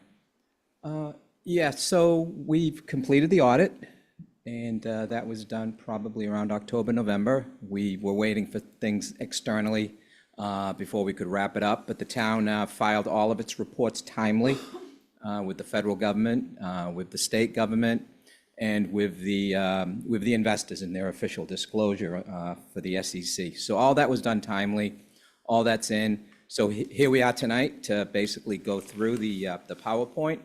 So my name's Tony Roselli, like Brian mentioned. I'm the managing partner at Roselli, Clark & Associates, and we've been doing your audit now for probably about 8 or 9 years. And I just wanted to start off with a financial overview of the town, going way back to the what I call them the dog days. The Great Recession back in 2009 is when I started this little analysis here, just to show you what the town's done financially. And you can see that way back in 2009, there was your reserve, and let me explain what reserve balances are. Your reserve balances are your stabilization fund plus your undesignated fund. So when you add those two together, it gives you your reserve balance. And your undesignated, you probably refer more to it as free cash. So think of it as free cash plus your stabilization fund. So back in 2009, it was about $5 million, that total. and it stands at very close to 45 million now. So you've had a 900% increase despite Great Recession, despite COVID, despite all the obstacles that municipalities face. You've had a staggering performance year over year. And that resulted about 4 or 5 years ago, back in 2018, you received a AAA rating from Moody's, one of 15 communities in the state of Mass, and I believe the only island in the entire country that has a AAA rating. They don't like to give those ratings to islands because of the potential weather and isolation issues. So great job on the financial side. Any questions on? Why? So the answer is, first of all, if you forecast conservatively. So when you do your tax recap, you estimate your revenues and you put in your appropriations. If you forecast conservatively, which you should, because you don't know if you're going to beat your revenues, and you beat them, that adds to your free cash. On your expense side, if you manage those appropriations diligently, you'll have turnbacks. When you add those together, that's your operating performance. And you've had a string of about 10 to 15 straight years of very good operating performance in that regard. Does that make sense? Yeah, so for example, your hotel or your room's excise, that's hard to anticipate what you're going to get. Even if you do a historical analysis, it's very difficult to estimate it. And if you have a booming year, you're going to be way over on your hotel, and that's on your room excise. And that's kind of what's been happening. That's one of the things that's been happening. In recent years, the investment income, which I'll talk about a little later, is your banks are now earning more interest. And you don't want to overestimate interest. That's the last thing you want to overestimate, because you don't know where your cash timing is going to be, and you don't know what's going to happen to the interest rates in the economy. So you always take a conservative approach on investment income, and the town's done very well on that front also. So those are some of the just examples I can give of why you've seen this phenomenon. Okay, thank you. So we can go to the next slide. Am I running this? No, she is. I'm running it for you. So I just want to do a quick comparison of where the town stands with respect to the ratings metrics, the high-end metrics, and the state average. And so the bond rating agencies that come in, Moody's, Standard & Poor, they like to see about 15 to 20% of your reserves divided by your expenses. So think of your reserves how I described it before, stabilization plus undesignated fund balance. Take that total, divide it by your total expenses, and the bond rating folks like to see that ratio at about 15 to 20%. You folks are close to 40%, so you're well above those high-end metrics, and the state average is about 10%, so you're way, way above the state average. So you're doing well in that regard. Thank you. That was the slide I really didn't understand. It was very clear. Okay, great. No, that's I'm glad I could clarify that. And the other drawback for the new members of the board, if you go back to my early days, and I always tell this story at my at the board of the select board of selectmen meetings over the years, is if you go back to the days when it was 5 million, 6 million, and it was considered low, you had a single A, 1 rating, something very low, not even in a AA category. And back then, there were also internal control problems, very, very dark internal control problems that have also been resolved. But hand in hand with the financial management of the town is internal control. And when you improve internal control, you tend to see an increase in your financial outcome and your operating performance. And that's what's happened here. So you've had, since probably the mid-teens, 13, 14, when you got past your problems with the Department of Revenue and things like that, you've had significant improvements in internal controls that have gone hand in hand with this financial improvement. So that's just something I wanted to add some color to that. So just some quick things. I've already said some of these. Financial trends remain excellent. Your metrics are much higher than your S&P, 15%, even higher than the Moody's, which is 30. Metrics exceed your state averages, and you're continuing to walk that line, and this is important. So when you're a town, you don't want to overtax. So that's one of the things. If you can avoid overtaxing, you try to. You try to give the taxpayers something back in the form of a levy capacity, which the town has done really well.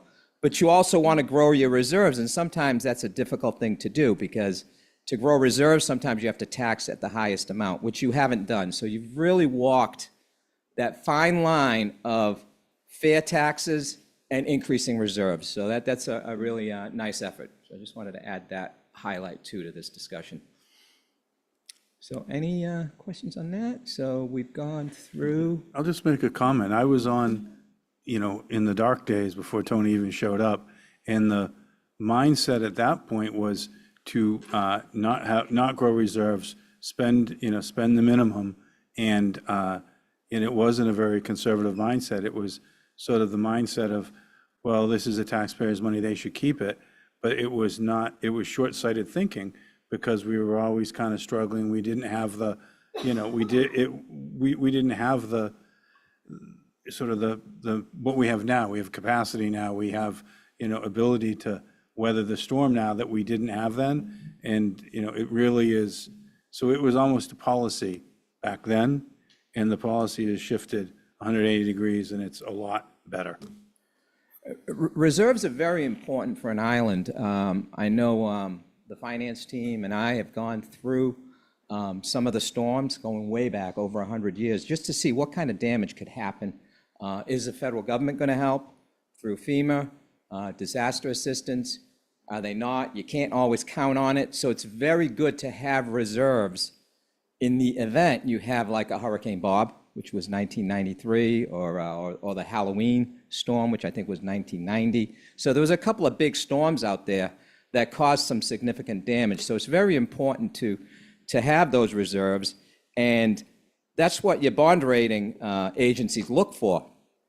Can the town, because it's an island, survive a really terrible event, and especially if the federal government doesn't come to the rescue. So it's important to know that. And my last bullet on this particular page here is just, you want to maintain that momentum and maintain the consistency in reserves. So I preach to the finance team to continue to forecast revenues conservatively, continue to manage the budget diligently, use your free cash for capital, or doesn't happen too often down here, but if you have a major snow emergency, but basically one-time things is what you should use your free cash for, and not to fund salaries and those types of things.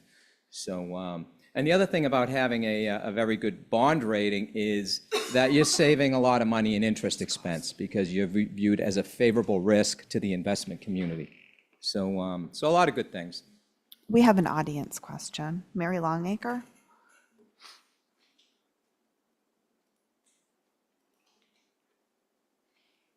Thank you, Don. Through you to either town administration or to the auditor, is there a maximum recommendation for reserves, or does the town have a target for what level the reserves want to reach? Through you, Madam Chair, I don't know that there's a maximum that we would get to, but at approximately where we are, between 40 and 45%, is essentially where we have, during any ratings calls, have told the rating agencies is our goal internally. To the point that Tony made, one of the reasons that we have attempted or strived to have higher reserves is just because of the storm-related potential that could impact operations. And with those higher reserves, it would allow us, in the event that FEMA aid was delayed or we couldn't get going quick enough, we have the cash flow to sustain the operations while we go through that. So we have given them every indication that while their target is around 30%, that our target is between 40 and 45% is what we feel comfortable with. It doesn't mean that every year that we're going to maintain that. Some years we may make larger or stronger investments in capital, but those are the numbers that we work to, is between 40 and 45% internally in discussion with town administration. Thank you. And if I may follow up, I'll just say I appreciate that level very much as a former member of the Coastal Resilience Advisory Committee. Thank you, Mary. We can Okay, continue. I think we can go to the next slide, unless there's any other questions.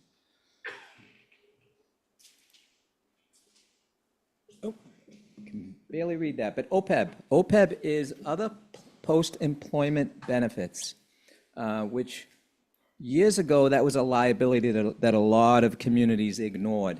They just paid whatever was due that year for their retirees and ignored that there's going to be a large liability at the end of the day, the end of the travels on this, what's called OPEB. And basically, that's health insurance that you pay your retirees or your employees once they retire. And what we're finding out, which is good news for a lot of the folks in this room, is that we're living longer. You know, we're living into our 90s, a lot of folks, whereas years ago, their life expectancy was in the low 70s. So that's good news. For the towns, it's not so good news, because now you got to keep paying the retirees their health insurance. So what do you do for that? Well, the accounting standards have said you have a liability out there, so you got to calculate it, and you got to put it on the financial statements.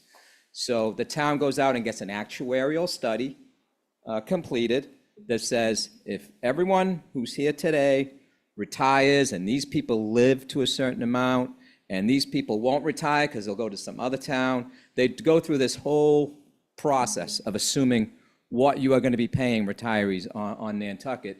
And they came up with a liability of $125 million. Okay, again, another reason why reserves are not are good.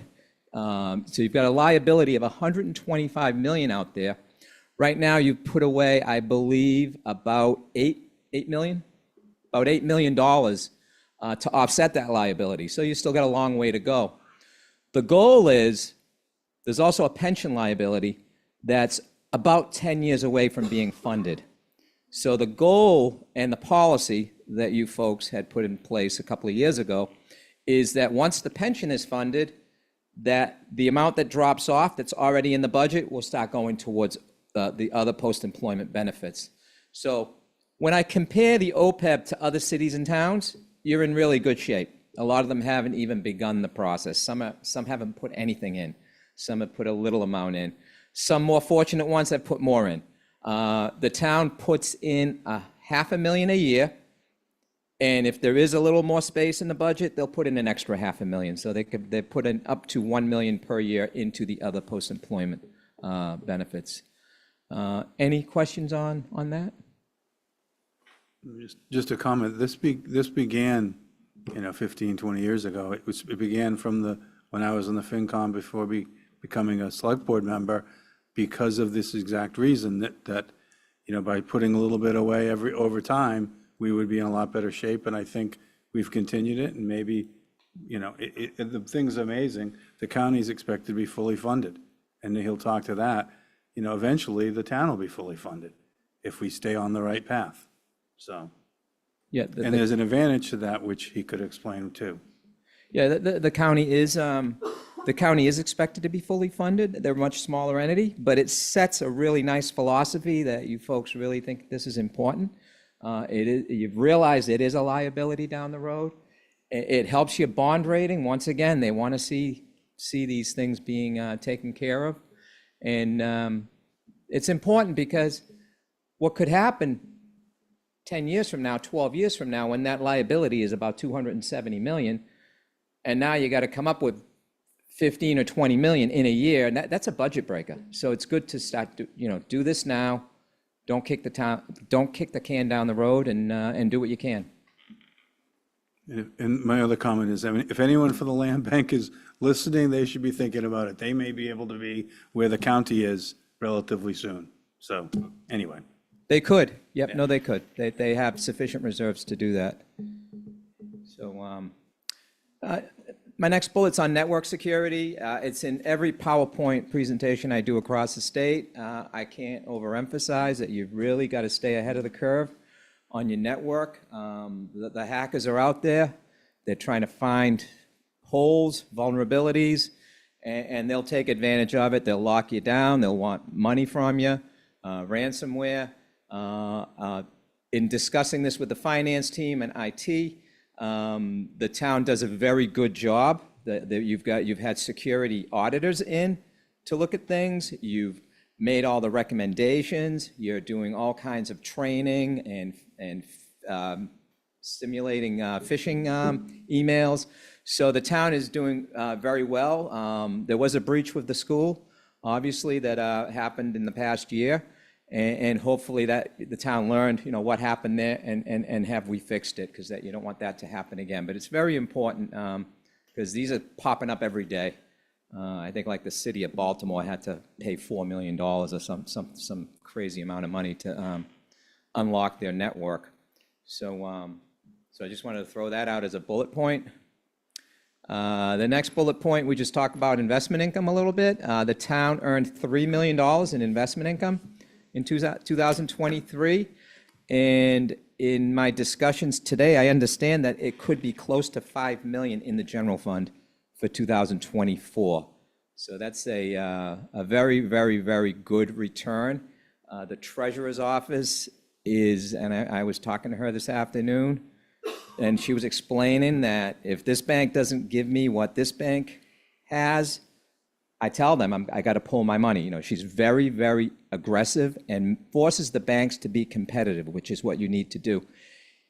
If you don't say anything, they're going to give you the 1%. I've got towns out there still earning 1% till I get up and start saying, hey, what are you doing? You've got $10 million earning 1% when you can be earning 5%. You're throwing $500,000 away. So the treasurer's office does a really, really nice job on this. And sometimes that's overlooked. So I just wanted to, like I said, put it out there as a bullet point that you've turned your cash into a revenue-producing asset. So very important. Any questions on that slide? Okay, we'll go to the next one. These are actually, so everything we've done so far has really been informational and more analysis for you folks to absorb. This is where we get into like the findings and the recommendations. So one of the sore spots is the Chapter 90 reimbursement process. And Chapter 90 is basically your road work. So the state will allot a certain amount for road work. They'll say, hey, Nantucket, this is what you have allotted to you for 2024. Nantucket will then go look at the roads that need to be repaired, which they probably have already gone through the analysis, and will submit a request to the state saying, hey, we're going to do this road. Does it qualify? Is it eligible? Once the state says, yep, you can do what you need to that road, now you perform construction on that road. And then as you're doing the construction, every month you're allowed to send a reimbursement form to the state. So if you have $500,000 in construction, you send a reimbursement form with all the backup that they want to show that the expenses were incurred and they're proper. And then the state sends you a check. For the last 2 years, this process hasn't been done well. So the town got about $1.3 million into the hole, a deficit that went against free cash at the end of 23. There was some turnover in the department. I think there were 2 or 3 different public works directors overseeing this, and a lot of things just slipped. You've got a new person, worked for Weston and Sampson, which is a very good company, knows the process. I think that's all, from what I understand, I think that's going to all be cleaned up for this fiscal year. So at the end of 24, there should be no problem with Chapter 90. Any questions on Chapter 90? Okay. The next comment is the school. It relates to the school. So every year the school has to do a report separate from what the town does. And they submit that to the DESE, which is the Department of Education. And that's how your Chapter 70, which is your state reimbursement for schools, works. So they get the report, they plug it into their formulas, and they say, hey, Nantucket, this is the amount you get. There's a defined chart of accounts that they'd like to see. So Nantucket's had Munis forever, and the chart of accounts has been built forever, and this is a new requirement from the state. So Munis is a little finicky in this regard, trying to map it to what the state wants. So we've had this as a finding for like 3 straight years. From what I understand, a Munis consultant has been brought on board to resolve this so that this will be more seamless in the future. Okay, the next item is your water inventory. So the water inventory for years was a small amount. And the water company inventory is made up of some expensive things. You know, you've got pipes and things that have some value. So it started to pop up a little bit, the inventory levels. So we went down there and actually took a look to see, you know, what sort of controls were in place, access to the room, you know, et cetera. You know, how are you protecting your inventory? How are you accounting for your inventory? That was done probably, like I said, about 2 or 3 years ago. And now we've noticed it still continued to creep up, basically due to the water company buying supplies when they can because of the supply shortage. So at the end of last year, there was over $1 million in inventory. And we found that they really don't count the inventory. So when you do, the way they record the inventory is, say they have $500,000 in their accounting records and they buy 50,000, now they get 550. If they release 25, they get 525. What you now have to do with that 525 is go into the room and make sure that the accounting number 525 equals what's in the room for 525. That wasn't being done, so we are recommending that that is done and done before the end of the year. And in fact, we will come in on June 30th or July 1st, if it falls on a weekend, to be there to count it with them to make sure that they are doing it. And again, we talked about it this afternoon, that is a process that's going to take place probably at least 4 times a year. So that's the water inventory. Band premium, so when you do go out and issue debt, a ban or a bond, there's always a kicker in the back. You get like some money with the offering because these are competitively bid. So certain banks will give you more than others. And with that band premium, you're allowed to apply it to the project. So you can use that for construction, or you can lower your debt. There's certain things you can do with it. In the old days, before 2016, you would put the premium in an account and you would amortize it to income. So you'd bring it into income a little bit at a time. These, we found out, are all pre-2016. There's about $1.3 million or $1.1 million in that account. So I've recommended to the town to go look at those projects because you are allowed to repurpose those monies to similar projects with similar lives. It has to be done at town meeting. So I understand that's going to be an article at next year's town meeting they're actually going to go through, pull that all apart and see where they can move that money into other projects that make good use of it. Any questions so far? Okay, stagnant balances. Most of this is gift accounts. So the police get gifts, Public Works get gifts, Council on Aging get gifts. What you have is you have turnover, department heads turnover. So they've gotten a gift, and then someone else comes in and runs the department and forgets, or the person that left doesn't tell them about the gift. So we went through and looked at the balances. There's 86 accounts, about $1.5 million that doesn't have any activity for the year. So what the finance team is going to do is go back and see how many years that's happened for and start to talk to the department heads and say, hey, do you realize you have this amount of money to spend? You can spend it. You can turn it back into income. If there was a coding error, like if they find out that they went back in time and some police gift, the expenses associated with that went to the general fund by accident, you can take that into free cash. Anything that's just dead and stagnant and department heads don't know what it is, there's no spending associated with it, basically you can bring that in as part of free cash at the end of the year, just kind of do a cleanup of those accounts. So there is a fair amount of balances there. that can be used moving forward. And lastly on that slide, some payroll testing. So I had recommended a couple of years ago that the town rotate and do audits of their payroll files. They have put a process in place. It's not quite an audit, but it's more of a, when somebody gets hired, we get all the numbers, we have a checklist. But I'm looking for something like, hey, let's go back and look at it, see if we're missing any forms, a W-4 form, some insurance forms, and other things that should be in a personnel file.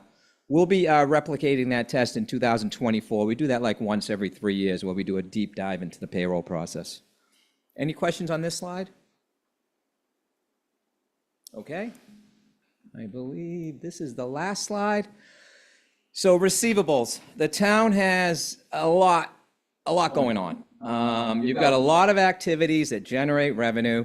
Some of them, folks come up to the counter and pay, give you cash, give you a check. Some of them, you perform the service and then you have to bill them, okay? Ambulance is collected through a third party. That balance has gone up. It's about 1.5 million right now. And I think it's a little steep. A lot of it is in the very old category. So I'm recommending that the fire chief work with the finance team to determine what's really collectible there, and probably propose some write-offs or abatements. You may find that some of those people that use the ambulance have passed away at this point. Some of those might be that old. Over at the landfill, you've got receivables from contractors that basically have agreements with the landfill, drop things off. They may have just come for the day, gone out of business, town bills them, but doesn't get the money. So you've got quite a few of those in the landfill, and you may find that, hey, they were here for a day or two, dumped off their trash, set up some agreement, and then never came back. So back a few years ago, we did a little study of that, making sure that you qualified everyone, that everyone was, able to pay, that if they had other things going on the islands, other permits and things, that they weren't allowed to renew those things or apply for permits.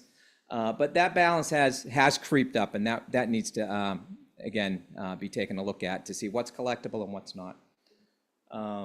Credit balances, that's when somebody overpays. So if I owe $500, but I decide I want to give the town $1,000, I get a credit balance of $500.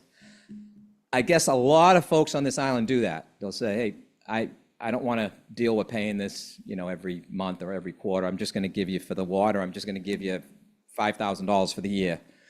You end up with these credit balances that the finance department has to deal with at the end of the year on June 30th.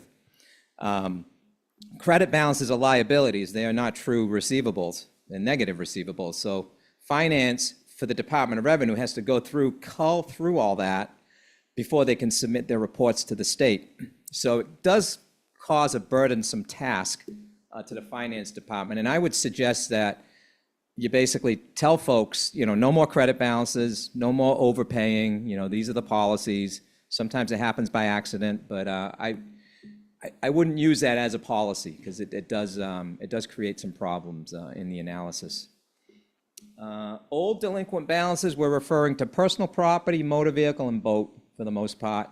Motor vehicle, basically they tag your plate, so you can't, if you've got a motor vehicle that's past due, you can't renew your license, you can't renew your registration.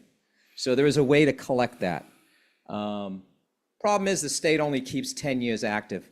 So they won't enforce something from, say, 2009 that you're trying to collect.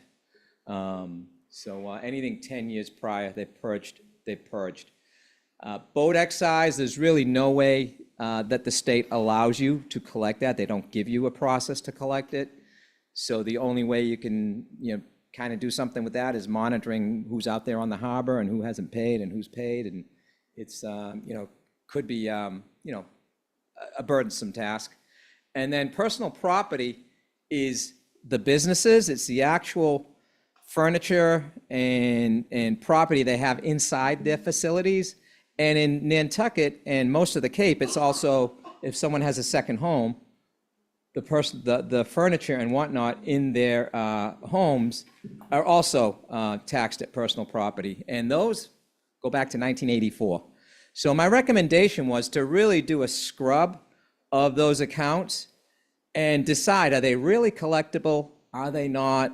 And just to basically clean up the books. If you looked at the financial records right now, the receivables, because you gotta put them on the books by year, are so long that it becomes, at some point not manageable. So we're just asking, making a recommendation that it probably makes sense to clean those up. And then finally, tax liens, I put it on here, not because it's a problem, but because it's gotten much better. It was over $3 million. When we first started reporting about this a few years ago, the accounting department and the collector have done some work on that, and they've gotten it down to about $2 million at this point. So that's been some good work on that. And I think that's all I have. Are there any questions, comments, concerns? Thank you so much. Thank you. Yeah, no, it's amazing the work that, Brian and his staff had done and Libby has done to get us to this state. It's, I say this now the last few years, and it's really nice to be able to say we're doing so well, so.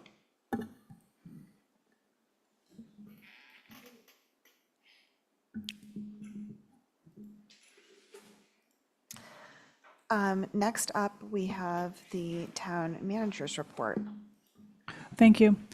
So first, I want to just go back quick to the other item. Thank you, Matt, for those kind words. And thank you really to Tony. He and his team have been very helpful. They're always ready to give us some advice, check with other towns about what they're doing. And of course, Brian and his team are fantastic. So we're really proud of the progress that has been made. The monthly departmental report is, as luck would have it, for the finance department. We started in April, as you all hopefully remember, a monthly program of departmental reports from each of our departments. In lieu of our quarterly budget reports, the board had requested several months ago more departmental operational and project-related reports from the departments. So Brian is going to take us through his report, and I think he will have some of his staff people participating as well.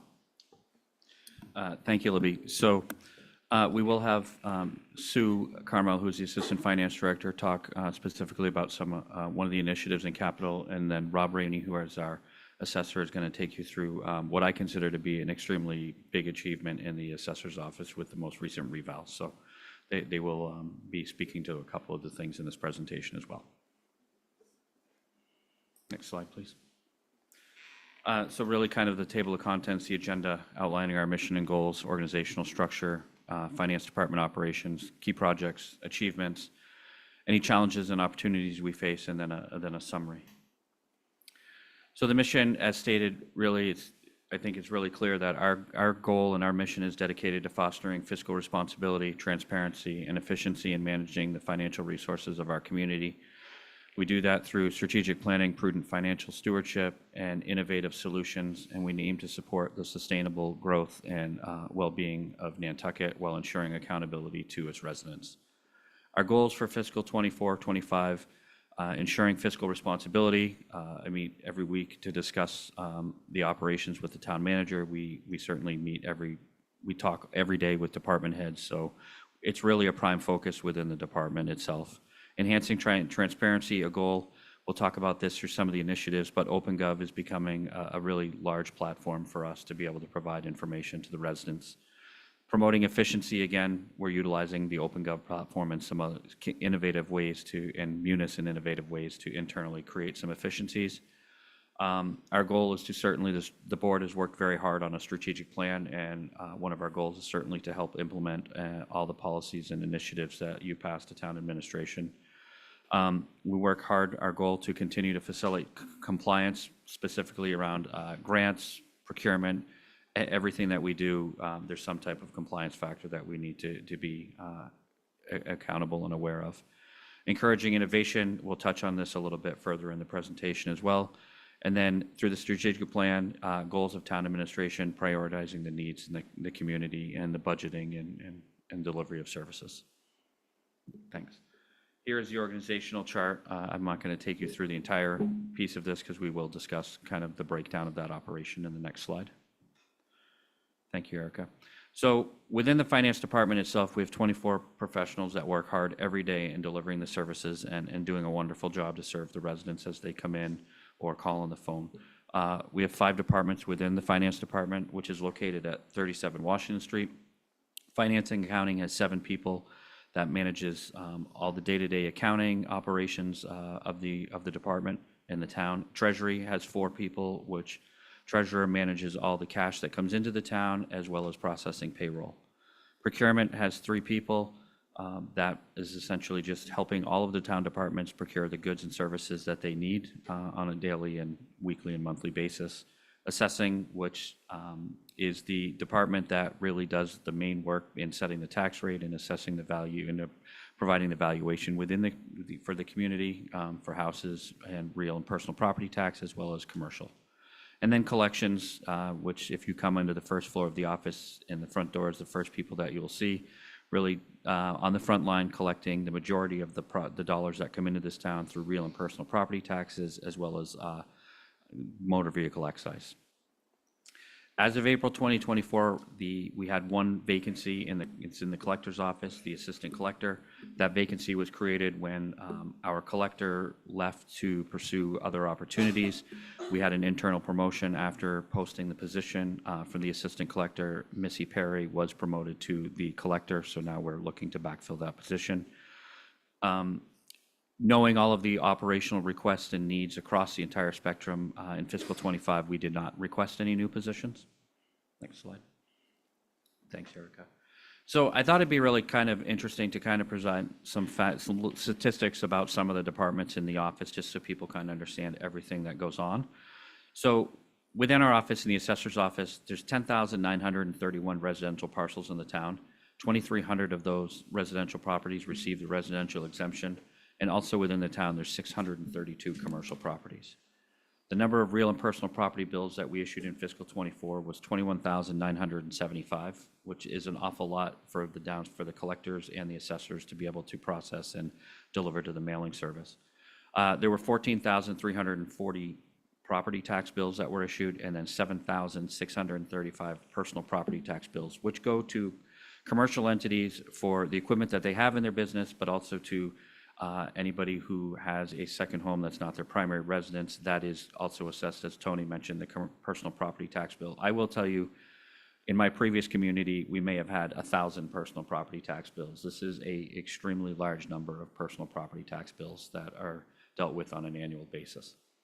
And during fiscal 24, this number has grown steadily. I think during some of the financial presentations, we used to highlight this, but in fiscal 24 so far, we've issued 23,466 excise tax bills for vehicles that are principally garaged on Nantucket. Next slide, please, Erica. In the finance and accounting side, as I noted, the collector's office brings in the cash, but brings in the receipts, but a lot of the other departments, be it DPW, planning, water company also collect a lot of the receipts that we ultimately process. Last year, we did 8,953 cash receipts, postings into Munis for the collections of money into the town. Includes taxes, building permits, excise taxes, sewer and water bills. The accounts payable office in my office processes all of the warrants that the select board approve on a bi-weekly meeting basis. Last year, we did 64 payables warrant, and most of those warrants have well in excess of 500 invoices. The one that we'll be asking you to approve next week has close to 1,300 invoices already in it. So it's a lot of work, and we have basically 2 people doing the majority of that work in conjunction with the departments themselves. The treasurer's office is also responsible for ensuring that the town employees are paid in a biweekly and timely manner. There's 26 biweekly payrolls in a fiscal year, and every one of those typically averages in excess of 525 people. We do process all of the payroll for the town, including the school, water, airport, everyone. All of the payroll is processed through my office. I would note, and as I noted below, we also do process the payroll for the county and the land bank as well. We conduct well in excess of 200 procurements on an annual basis, helping every department with the purchasing of the goods and services to be able to continue their operations. And as noted, we do provide all the accounting functions for the county, including payroll and accounts payable for them. In fiscal '24, we haven't been doing the quarterly reports, but I can certainly happy to tell you that revenue is in line and ahead of where I would have expected it to be at this point. So we are performing a little bit better than expectations, which is a positive. And through the really good work of all the department heads and my staff, especially Maria Basheva, the assistant town accountant, the departmental expenses are in line with the approved budget, and we don't expect any major surprises at this point with about 6.5 weeks left in the fiscal year.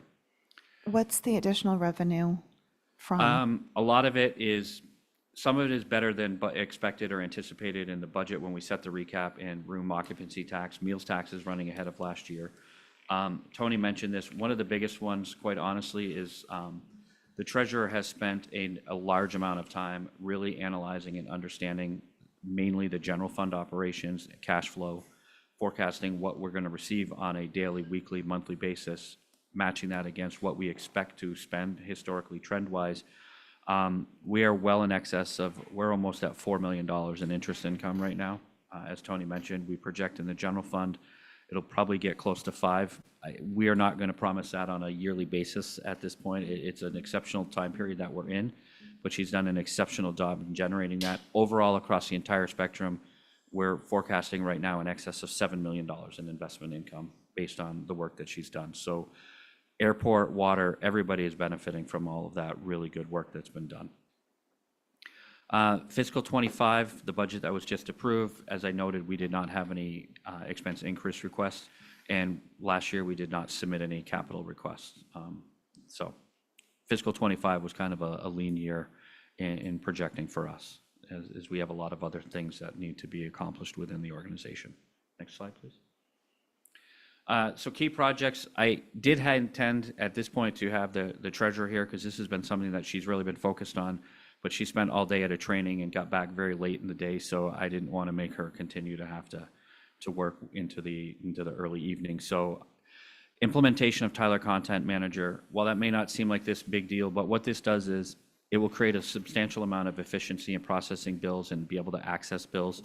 Tyler Content Manager allows everybody that enters an accounts payable into the system to have a scanner at their desk.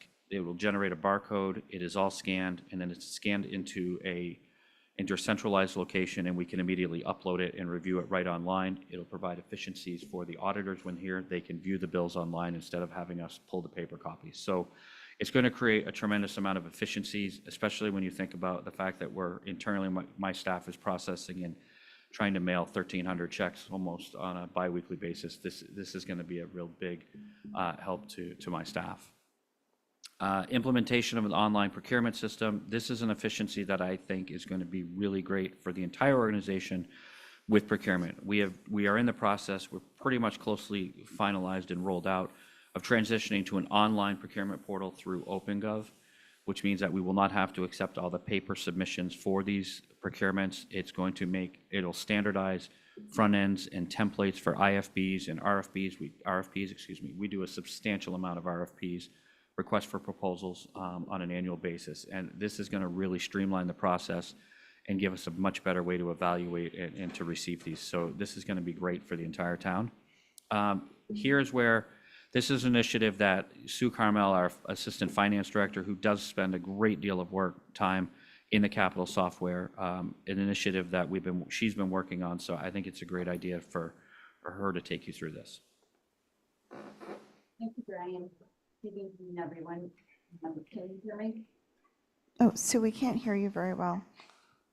I have my volume all the way up, and I will try to Oh, speak that's a little better if you lean closer. closer.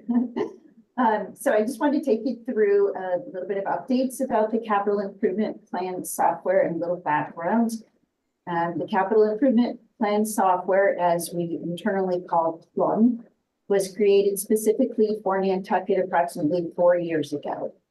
This software is an integral component of the annual capital process, not only for the finance team, but also for all of the departments in the capital program committee. We continue to improve upon the effectiveness and efficiency of this software and continue the foundation laid down by our finance director and former assistant finance director, Rich Sears. A couple of last year's accomplishments.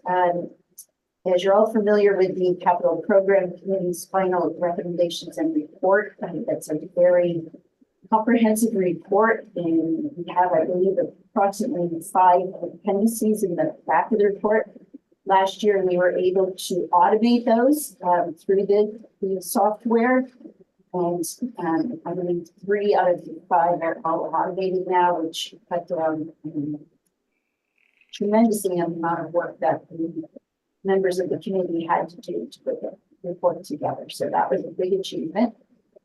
And we have continued to improve upon the way we report the departments and added divisions within some of the departments. I've been working closely with the DPW director to create a central fleet division, parks. It also created the housing division for the Department of Public Works. And this provides more clarity to the Capital Program Committee when reviewing projects with the departments. We also saw last year the training of all the department heads to utilize the software. And many now access it throughout the years to look through their projects or check back on things, the supplemental documents. And so that was a great improvement. Looking forward to the upcoming season, a few of the enhancements we're looking to do is more defined coding of projects, incorporating possibly a drop down that would assist with identifying whether it's a supplemental request, whether it's a phased project, as to whether it's design or construction phase, whether it's an annual appropriation, such as roads, sidewalks, computers. Those are not always easy to determine within the software, so we're working very closely with our developer to try to make that a little easier to walk through. There'll also be some cosmetic changes that will assist everyone throughout the project. We continue to work closely with the Capital Program Committee to incorporate their recommendations every season for additional enhancements every year. Their input is valuable in having a successful capital project, and we appreciate their input. And some long-term initiatives are looking to hopefully create a read-only link to our software so that the public would be able to access and review projects and provide more transparency of our process. We are exploring more effective ways to identify prior capital requests that may have pushed out a couple of years or were not adopted at town meeting. And then some additional reporting tools. One of my personal goals is to see if we can somehow incorporate linking to our Munis software to be able to get current expenditures on projects such as multi-year requests or supplemental funding. That is important to the Capital Program Committee, so I'm trying to hopefully get that developed. And that is my update. I will turn that back to Brian if there are any questions. Thanks, Erica. Brooke? I just want to say having just finished my first go around on the Capital Program Committee, this software is remarkable.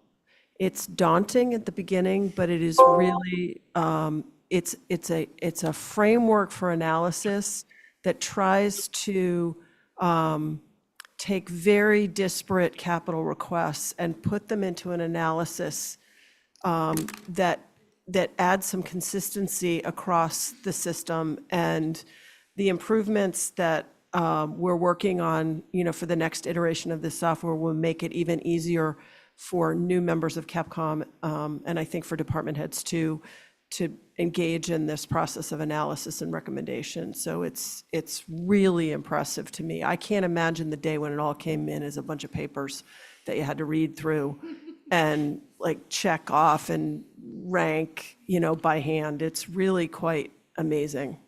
So it's taken a lot of work to get it where it is, but we think it can certainly develop into something better. So that's, we're really happy with the way it's turned out, and we're looking forward to making it better for everyone.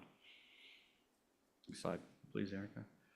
So recent achievements, I think right now is a really good time to turn it over to our assessor, Rob Ranney, to kind of go into what's noted up there about the 5-year revaluation, because I'm not sure that everybody really understands what goes into being able to revalue every property across the island. It's a really, really big task, and he did an amazing job leading this. So I'll turn it over to him to talk about that process a little bit. Thank you, Brian. Rob Ranney, the town assessor. Just so everybody knows a little bit of context here, under Mass General Law, assessors are required to assess property at full fair market value every year. And we do that, but every 5 years now, we have to go through what is called a recertification. And that process is a lot more intensive than the yearly updates that we do to keep up with market changes.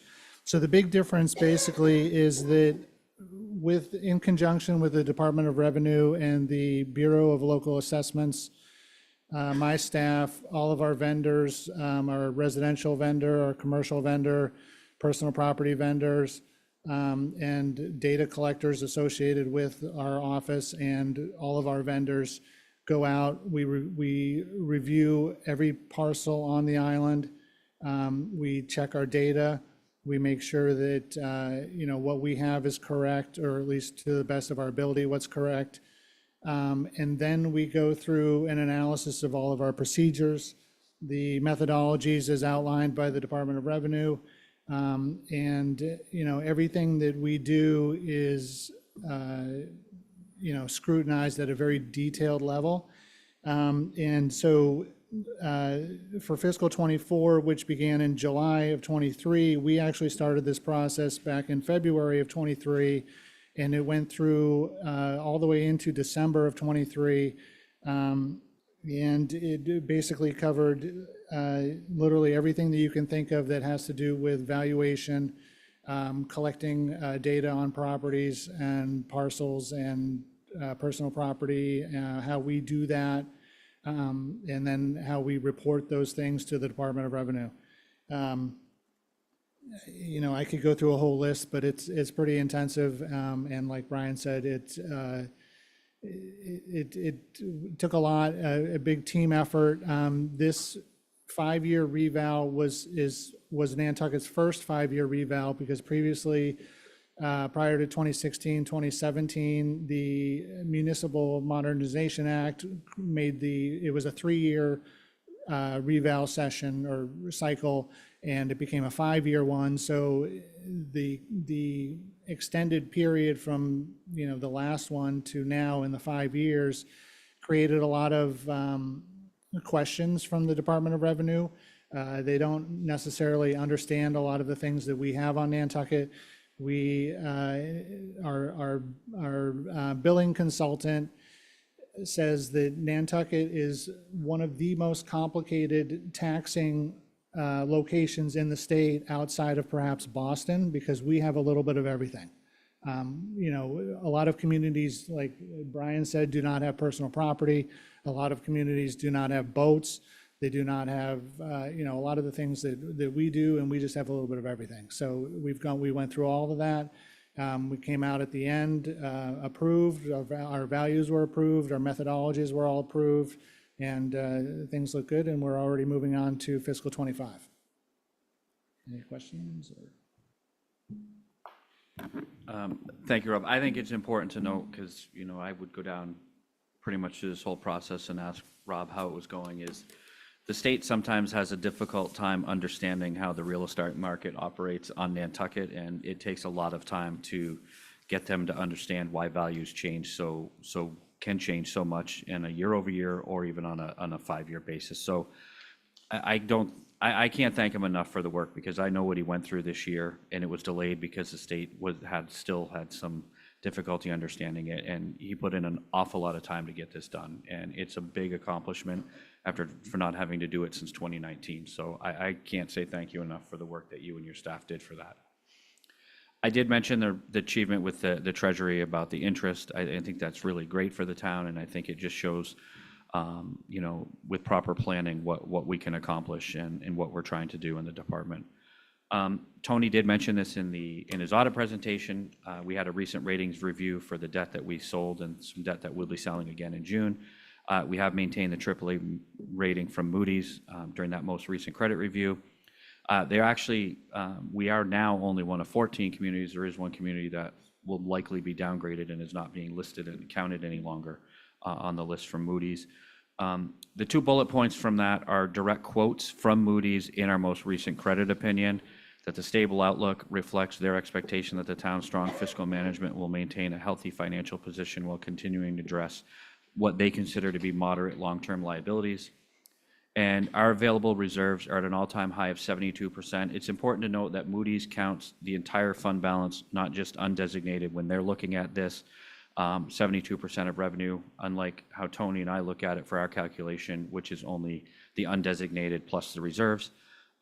As Moody's noted, the level is one of the highest of all the 14 communities in the Commonwealth and above the national average of 62%. So it's really a testament to the leadership from town administration in really undertaking this task and really making sure that we keep those reserves where they are. So I think it's important because it gives us a lot of flexibility in the future should a major event happen.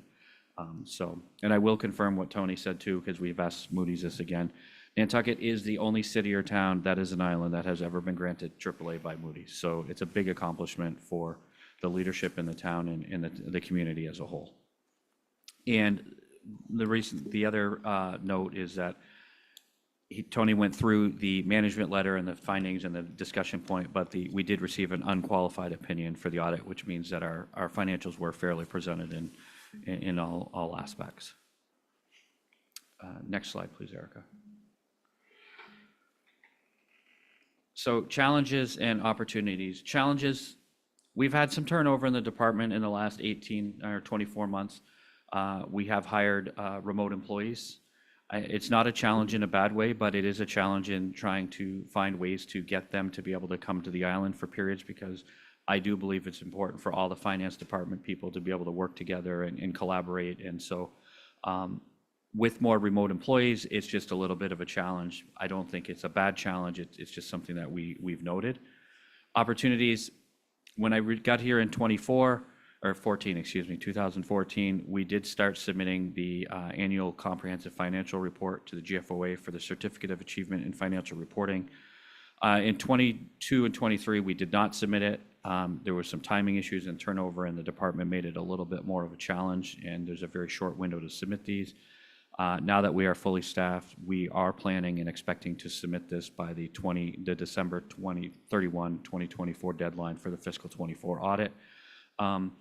This is an opportunity that we have undertaken. The board is familiar with the town administration's budget presentation. We are taking the initiative and an opportunity through the OpenGov platform to make improvements to that and make a more robust presentation through OpenGov. So that's something that we're also working on as well. Next slide. In summary, we really work very hard at the department to enhance the finance operations through some of the projects that we've mentioned that will provide more efficient operations. But we're working hard through OpenGov and through presentations to continue to provide transparency to the residents of the town. I do want to take a minute to thank all the employees in the finance department. Without all of their work, none of this is possible. From the audit to any of what we do, it's all of the other 23 people in the office's collective effort every day that really make this office function as well as it does. And certainly thank you to town administration, specifically Libby, and to the select board for all of their support through all of this. So thank you. And if you have any questions, I'm happy to answer them. Questions? Thank you. Thank you. Thanks very much, Brian. Okay, the next town manager report item is update on the environmental leadership focus area of your strategic plan. We have, as we mentioned at a prior meeting, established teams of staff to assist with implementation of the plan, with a board liaison assigned to each focus area. Updates are scheduled through the next several months. This is our second update. And tonight we have Jeff Carlson is our environmental leadership focus area leader, and the board's liaison is Brooke Moore. Jeff? Sure. Good evening, everyone. Again, Jeff Carlson, Natural Resources Director. I also wanted to take a minute to point out that we brought Chris Lowe, our Solid Waste Manager, Emma Morgan, our Water Quality Specialist, and Leah Hill, our Coastal Resiliency Coordinator, who are our primary team members that really helped develop these goals and strategies and put together. And before we even jump forward to the current aspirational statement, the last strategic plan from the Select Board, environmental leadership was a goal in that one too. And the goals that were there were really focused on developing a water quality plan and also looking at sustainability in some of our solid waste operations. And I think really, even at the most basic level, where we can really see the environmental leadership goal being achieved is we're a community that has a solid waste manager, a water quality specialist, and a coastal resiliency coordinator. I challenge you to find another one, not only in Massachusetts, but even in all of New England, where we've identified those needs. We put our money where our mouth is and provided staff and expertise to try to put our best foot forward in all of these areas. So moving on. So I won't read the whole slide. Essentially what we're really getting at here with our aspirational statement is that we all understand that Nantucket is this special, unique place that has problems. We have climate change and sea level rise and inputs from, just use and people, and how we take care of that's important to us, and how we're going to do that together, not only with the residents, but with visitors that are here is of critical importance. Right, okay.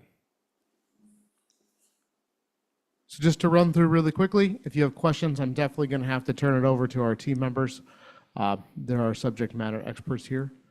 So obviously, goal one, we're looking at providing data-driven recommendations on solid waste management, guided by principles of sustainability with flexibility to adapt to emerging technologies. So in my talks with Chris, this is really something that they're trying to puzzle out at the landfill in particular, and how we can best move forward. We're at a really unique time where we're about to transition from one contract to the next, and how that's going to be bid out, and the challenges that go with that, on also a site that is kind of geographically constrained to some challenges.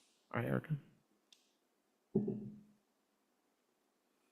So just for some strategy updates that we've put together, obviously one of the things that we really need to do, and this is going to be a recurring theme for all of our goals, is how are we measuring where we're at? How are we going to be measuring success going forward, and how that's going to happen?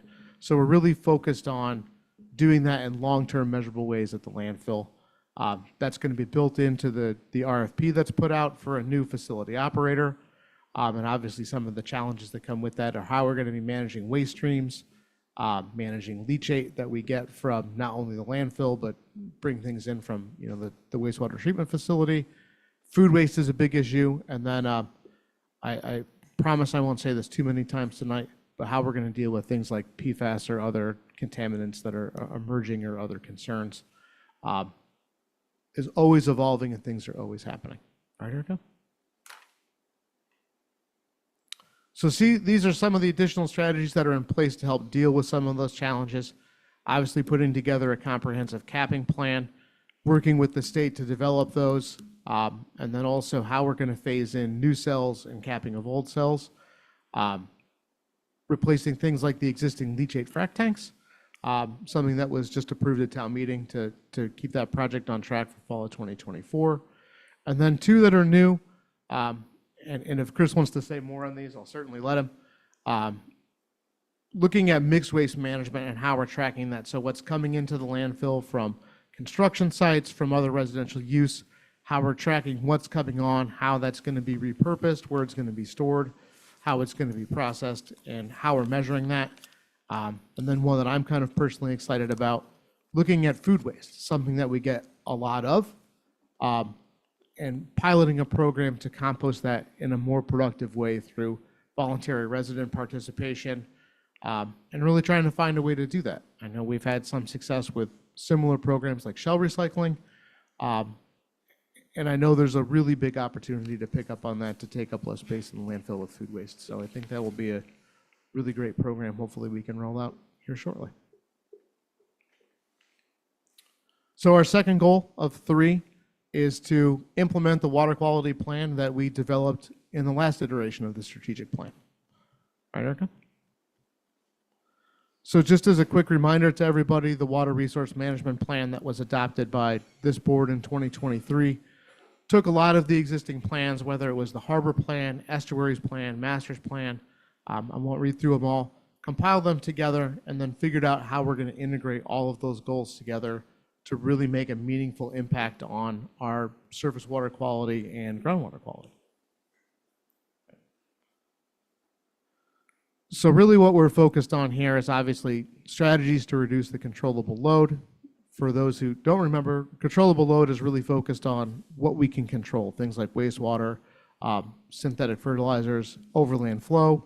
The things that we can't control, atmospheric deposition, we can't control things that come in that way. So it's really focused on what we can do. And really the best way for us to measure that program and deal with success is by having good data up front, saying, what do we know our inputs are? What do we know our impacts are? When we make a management decision, how are we measuring that change? So we do a lot of data collection, whether it's for nutrient inputs through TMDLs, groundwater monitoring, stormwater. We do benthic surveys for eelgrass, for scallops, for those kinds of things. And in FY24 was the first year where we funded through capital a significant amount of money to just collect this baseline data. So when we institute a program, we can have these measurable results and show people that things are working, or also to evaluate and make tweaks and changes as we go. All right, next one, please.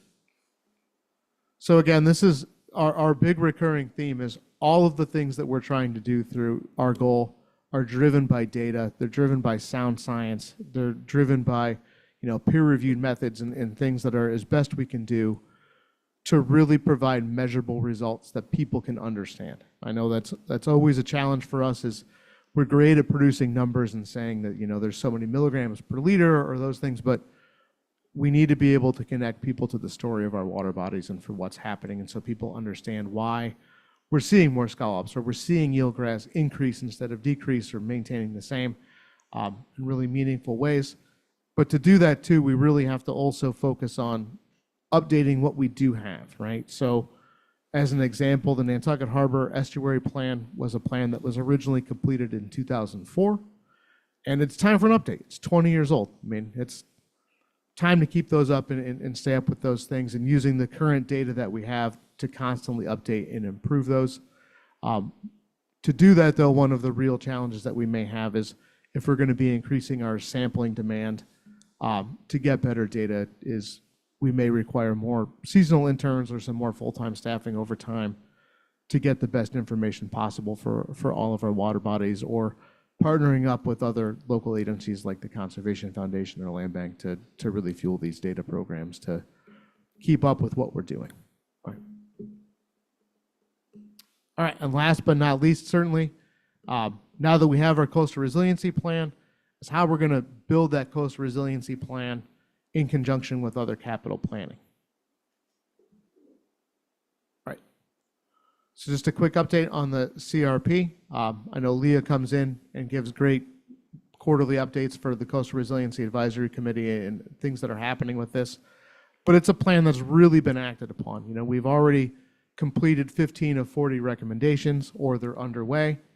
And to really put that in context, 13 of the remaining 40 aren't even scheduled to start until after 2030. So we've really made great progress in putting those together. We're really focused on integrating with other plans. I know we're about to embark on an update of the hazard mitigation plan. Obviously, the master plan is underway. Open space plan and the transportation plan are either recently completed or kind of underway as well. So we're trying to get everything to line up so we're all focused on moving on the same path. And to do that, the CRP created a really nice risk assessment and also a timeline and priority ranking to do these things, is how we can apply that to other projects within the capital improvement plan. And obviously to do this, we need to, and I think we learned from town meeting, do a little bit better job getting out to the community and explaining the concepts that are involved. To engage the community better, the state has recently kind of put a big emphasis on engaging our environmental justice communities. Happily talk about that more at a separate time because we could talk about that for forever. But we're just about to embark on developing a environmental justice policy for the town as well. And then really looking at unique ways to kind of foster, public-private partnerships. It's something that I know you guys have had success with, whether it's with, Baxter Road, and some of the work that's done there. We've been working with, public and private partnerships in the Sheep Pond Road area. How do we develop those more and kind of foster those relationships to work collectively together and not at odds? All right, Erica?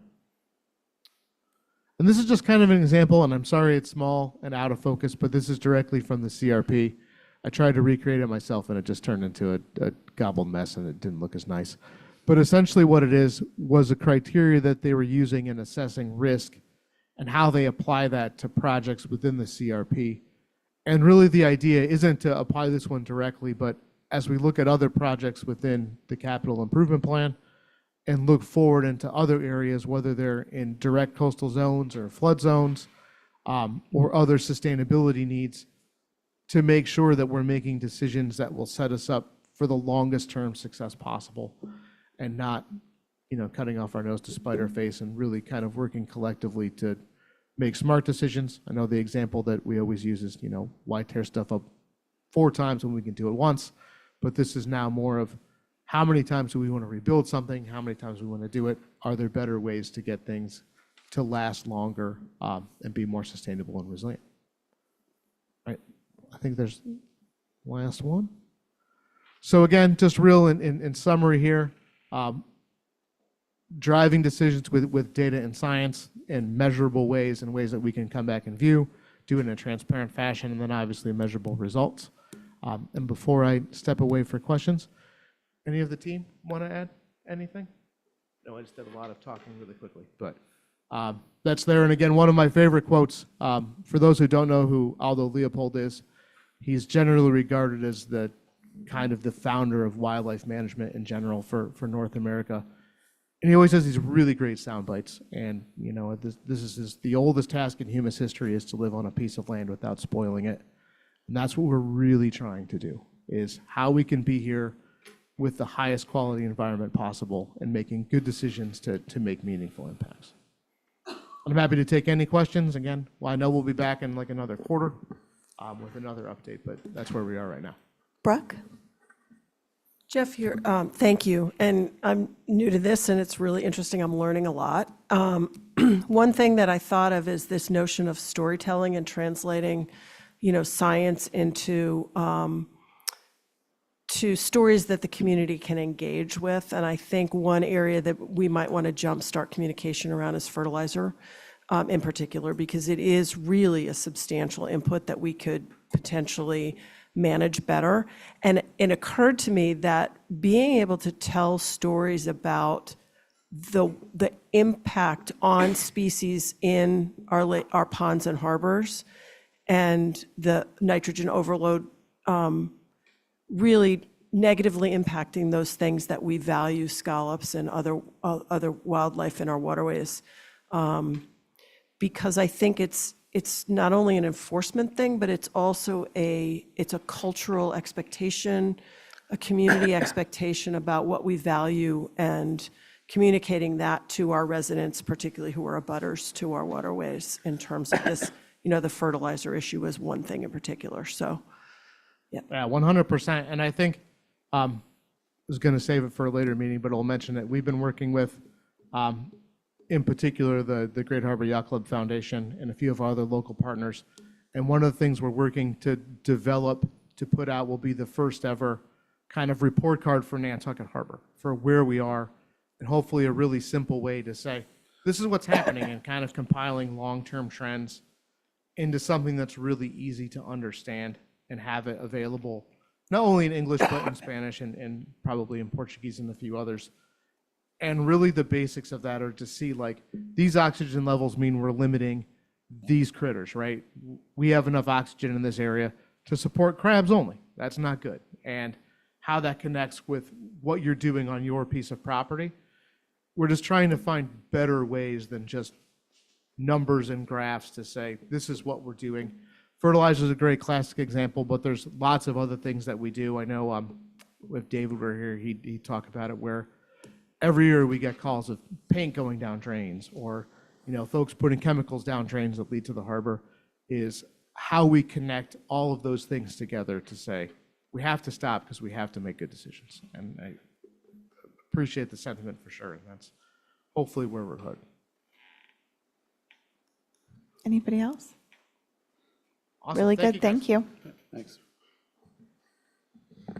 Next up, we have select board reports and comments. Review vote on proposed draft timeline for fall special town meeting and discussion of potential articles. So we have prepared a preliminary draft timeline. It's in your packet. I'm not quite sure what else to say about it, other than it is somewhat accelerated because of the timing, but tries to provide enough time for plenty of public meetings about articles and board discussion. And it would occur potentially on Tuesday, September 17th. Just maybe make a note of a few things. This would be a one-day town meeting. We would have to be done that same day. The school has issues with anything further. It's not really possible to hold this much later because of town clerk and staffing obligations for the presidential election and all of the massive amount of work that goes into that. And that I've got just, a couple of minor notations on the timeline itself. There are quorum requirements for financial articles at special town meetings. We wouldn't be advertising the citizen article submittal dates. However, we did incorporate dates for town council advice to be available for citizen warrant article consultation. And all of this would be coming up relatively quickly, as you can see. There's also a bit of a preliminary list of potential warrant articles, and those would be short-term rental related, possible real estate items. There was a bit of discussion about whether or not 31 Western might come back with a lesser number, and that's being explored. We haven't really heard back on that yet. There was an article, I think it might have been 99, to acquire property on Bartlett Road for a sewer pump station that will be needed for the Somerset Sewer Extension Project. If we were able to get something negotiated on that, that might occur. The DPW facility, we had quite a bit of internal discussion today about this, and I think what is in your packet has changed a little bit. As we know, and as was mentioned earlier in the meeting, the warrant article for an appropriation for supplemental design didn't pass at town meeting. However, it is on the ballot. And I think we would be seeking the board's approval to put that on the special for supplemental design again, and spend a lot of time doing additional public outreach. So we were talking about all of that today. And if it'll remains to be seen what happens with the ballot question on next Tuesday. And then Christy and I had talked some time ago about a potential article to opt in if state legislation that is currently pending for the housing transfer fee were to pass. And, I didn't actually explore this too deeply yet, but potential for Surfside area transportation improvement supplemental funding, that came up some time ago, and I'm not even sure it's still a thing, but I'll find out. So there you have it. Well, comments? I believe, I've debated in my mind whether, with the timing, one of the impetuses for this meeting was the DPW facility and being able to put that funding on at a special to keep the project moving forward.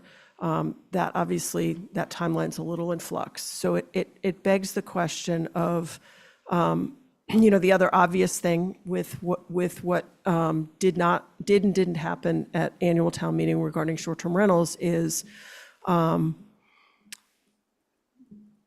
in my head, it's do we have time to put together something, to bring people together, to put together something that might get a 2/3 vote on the zoning side? Or are we setting ourselves up for achieving nothing again in the short time frame? And I would say that I hold out hope that that could happen. I don't have a ton of confidence that that could happen, but I imagine a process by which citizens who are able to gather the 100 signatures submit citizen warrant articles by the May 30th timeline. And then this board has another month by which we could craft an article and sort of along the lines of the process we used for 60, 61, and 62, 60, 61, and 62 at annual town meeting, where we brought the proponents of citizen warrant articles together for a conversation that might lead to a consensus article of some kind that then the board has another month to add to the warrant before we have to finalize it at the end of June, according to this timeline. I'd be curious if the board would be interested in pursuing that similar process again this time around, or is there some alternative method by which the board might want to come up with an article that we would present that might differ from or choose from the citizen warrant articles? I want to start this conversation now, so we use the time we have available to us. I mean, I'm happy to be part of the conversation of logistics. I just want to be clear that I would not be participating in any actual board discussion of the STR articles, of their content. However, I might participate as a private citizen from that side. We did have a request, Matt, go ahead. That's all right. I was just going to mention that we did have a request earlier from the Finance Committee Chair if this was the only reason that the timeline was very short, to build consensus. But I think we might have other things that we could move forward. Well, Nantucket Neighbors first handed us their version of, their suggestions tonight. And so, my understanding is they have, enough signatures to call it sort of any time. I would hope that, I would hope that that would, you want to speak to that? Yeah? Yeah. Yes. Thanks. Excuse me. Matthew Peel. Thank you. Member of the Nantucket Neighbors, put Nantucket Neighbors first. Yeah, we have the signatures, we have an article, and, we just want you and the community to know we are more than happy to sit down and talk to people. I think this last town meeting really set a precedent, and I think a lot of people came together and showed up to that town meeting and said, hey, we're not comfortable with gutting our zoning and doing something different. It's kind of a fight against two sides of the community here. But, I also think a lot of people want to see a resolution as well. And we want to see that. I think there's a lot of other things that we all want to spend our time on that are important in this community. And all of us members of Put Nantucket Neighbors First are the same mindset, that we really want to, we want to work together. We want to work with the community. We want to gather feedback. We've put a link on our website to gather feedback. If people want to put input and all of that they can submit questions, they can submit their concerns, all of that onto our website. A draft of our article is on the website. Like I said, we have the signatures. We're ready to go. And so, you know, we kind of want to go off a town meeting, and I know everybody's kind of worn out and tired, and the last thing they want to think about is a town meeting. But, you know, we kind of need to hit the ground running too with the short timeline as well. I guess the question is, are you happy with our timeline of September, going towards the September 17th rather than calling one sooner? Yeah, I mean, I think anything sooner is going to be, I mean, we need to put more pressure on the town. We don't need to put more pressure on the people. I think we need a little bit of time to digest, to sit down and talk, and we need to gather a little more feedback from the town as well. And so I don't, you know, I think anything sooner, you know, is too soon. So, and I understand the restrictions with, you know, the election and all of that, and we don't want to butt up against, you know, the town administration and all the duties they have to do for that, so. So I do think it would be smart for us to call it, you know, with everything properly timelined, rather than having to scramble to call one, because I think that there is a big push to do something in a more timely manner than next year's ATM. Charity Benz? Yeah, Charity Benz. We've given this a tremendous amount of thought, and we have put a lot of thought into the article. You will have a copy of it. And we are happy to sit down and talk with people about the components of an article, what we think, you know, there are going to be people who are not going to be willing to negotiate on some things, but I think we need to try. And it's better to try something and fail than try nothing and succeed. And so we, you know, we're willing to do that, and as long as everybody is doing it in good faith. I think we can say that tonight. Matt? Yeah, I've had a bunch of conversations since town meeting with various people that represent all different sides, and I feel like there has been a shift and there's been a change. I think people are not, they're listening to each other more, and they're not talking past each other. I think that there's, you know, sort of an understanding that to get 2/3, you know, both sides are going to have to come a little bit to the middle. And, you know, so I am, you know, I don't think it's going to be easy, but I am hopeful, you know, and I think Brooke's idea of maybe, you know, sort of seeing what comes in and dealing with it. Matt Haffenraffer, I'm part of a group with him, and he is still looking at simplifying his article, maybe incorporating some of the other things that that have sort of come up. And I think he's also looking at interacting. He's not doing this on, you know, this is an individuals doing it between individuals, but I think looking at bringing in people and seeing if it can be more broadly supported. That could, you know, include charity or Nantucket Neighbors First, and it could include other people, but it's a tight timeline to do that. So, you know, but more of that happens in the next 2 weeks. Maybe there's, you know, it comes to us a little more fleshed out, is how I look at it. I think any conversation, any attempt to, you know, sort of thread the needle on this will be positive if it gets here in better shape. Brooke? So I want to encourage anyone who is considering putting in a warrant article before they do so to take advantage of the opportunity to meet with town council. We have set aside time. And I think for me personally as a board member, there are a lot of legal opinions in the world, but the legal opinion that I rely on most heavily is that of the council that represents us as a community and looks out for the best interests of the community. So I really encourage everyone to not say, my lawyer believes this, therefore I don't want to take the input of town council if that's what's going on out there. I'm going to listen, you know, primarily from a legal point of view to town council as a board member. So I just want to state that out loud. I am more than willing to do the work of sitting down, and I imagine this is going to be multiple meetings a week because it's a very short timeline between May 30th and when we have to set the warrant.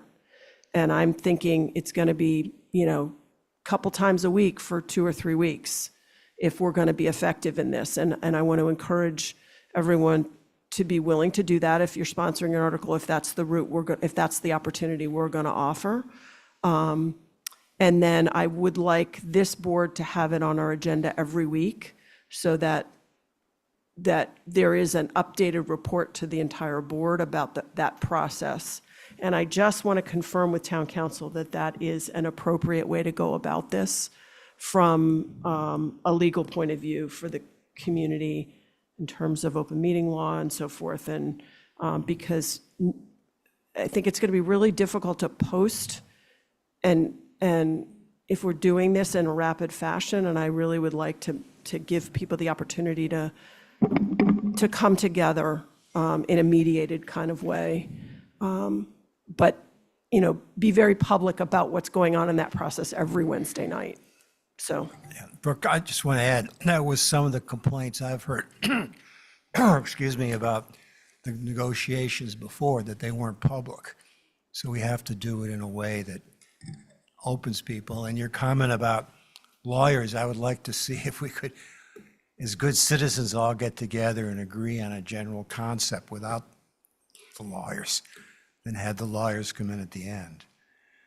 But there are areas of this, for instance, the interstate commerce clause that limits what we can and can't do. And so, anyway, I don't want to adjudicate this tonight, but I really want to talk more about the process by which, and John, I've asked, for your opinion on how to go about this the most effective and open way possible for the community. Thank you, Brooke. First and foremost, I would make a request that if there are draft zoning bylaws from various groups circulating around, I would appreciate receiving copies of those. And just so that I can make sure that these groups are on the right track from a legal standpoint. You mentioned the issue of treating dwelling units that are the primary residence of an individual and singling them out for special treatment. That's very problematic under the Commerce Clause. And I sent today a updated memorandum. I updated it from when I addressed this issue with the short-term rental group. In terms of additional case law, that just sort of solidifies the opinion I gave previously. So I would very much appreciate just being copied on any concepts that are going on out there. In terms of making this as open and transparent a process as possible, and I certainly agree with Malcolm that that is going to be one of the keys to a successful outcome here. I do think that the board should dedicate time and post meetings. It's now 20 minutes to 9 and you've had a very full agenda. And unfortunately, I just think there may be a need for the board to set aside some serious time dedicated to this issue, post it, take minutes. It is obviously, subject to the open meeting law, and let everybody come in here and contribute. The more discussion that occurs between now and the end of June, I think the better the outcome will be.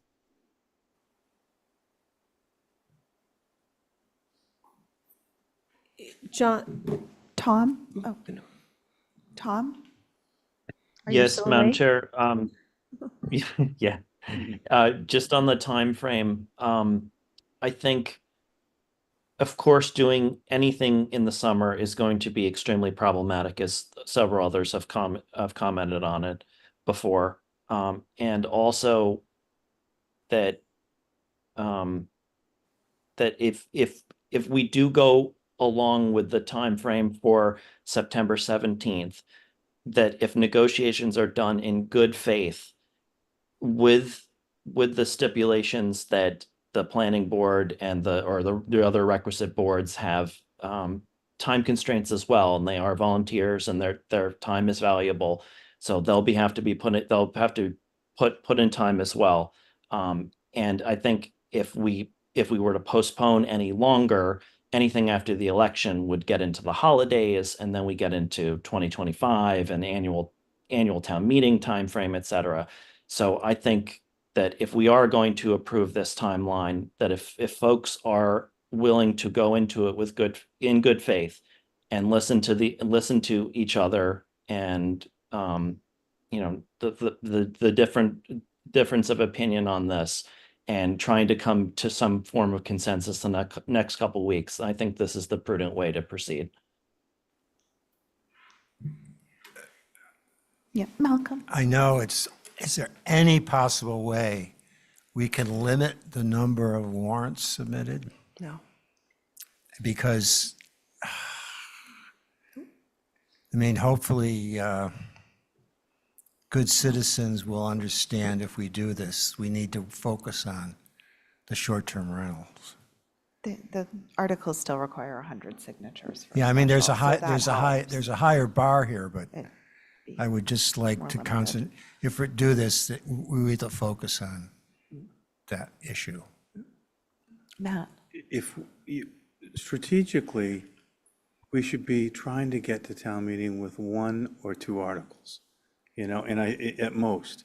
If we end up with 3 or 4 articles in various factions at town meeting, then we may as well not call a town meeting, because we'll repeat what we did again. And so I think, so the goal really, I think we should be trying to do it on that timeline, but I'm also kind of hesitant if we have, if we start calling meetings and we have 100 people in here who aren't listening to each other again and are saying the same things over and over and aren't willing to, sort of put their cards on the table. I think, so that's, there's a, how do I say it?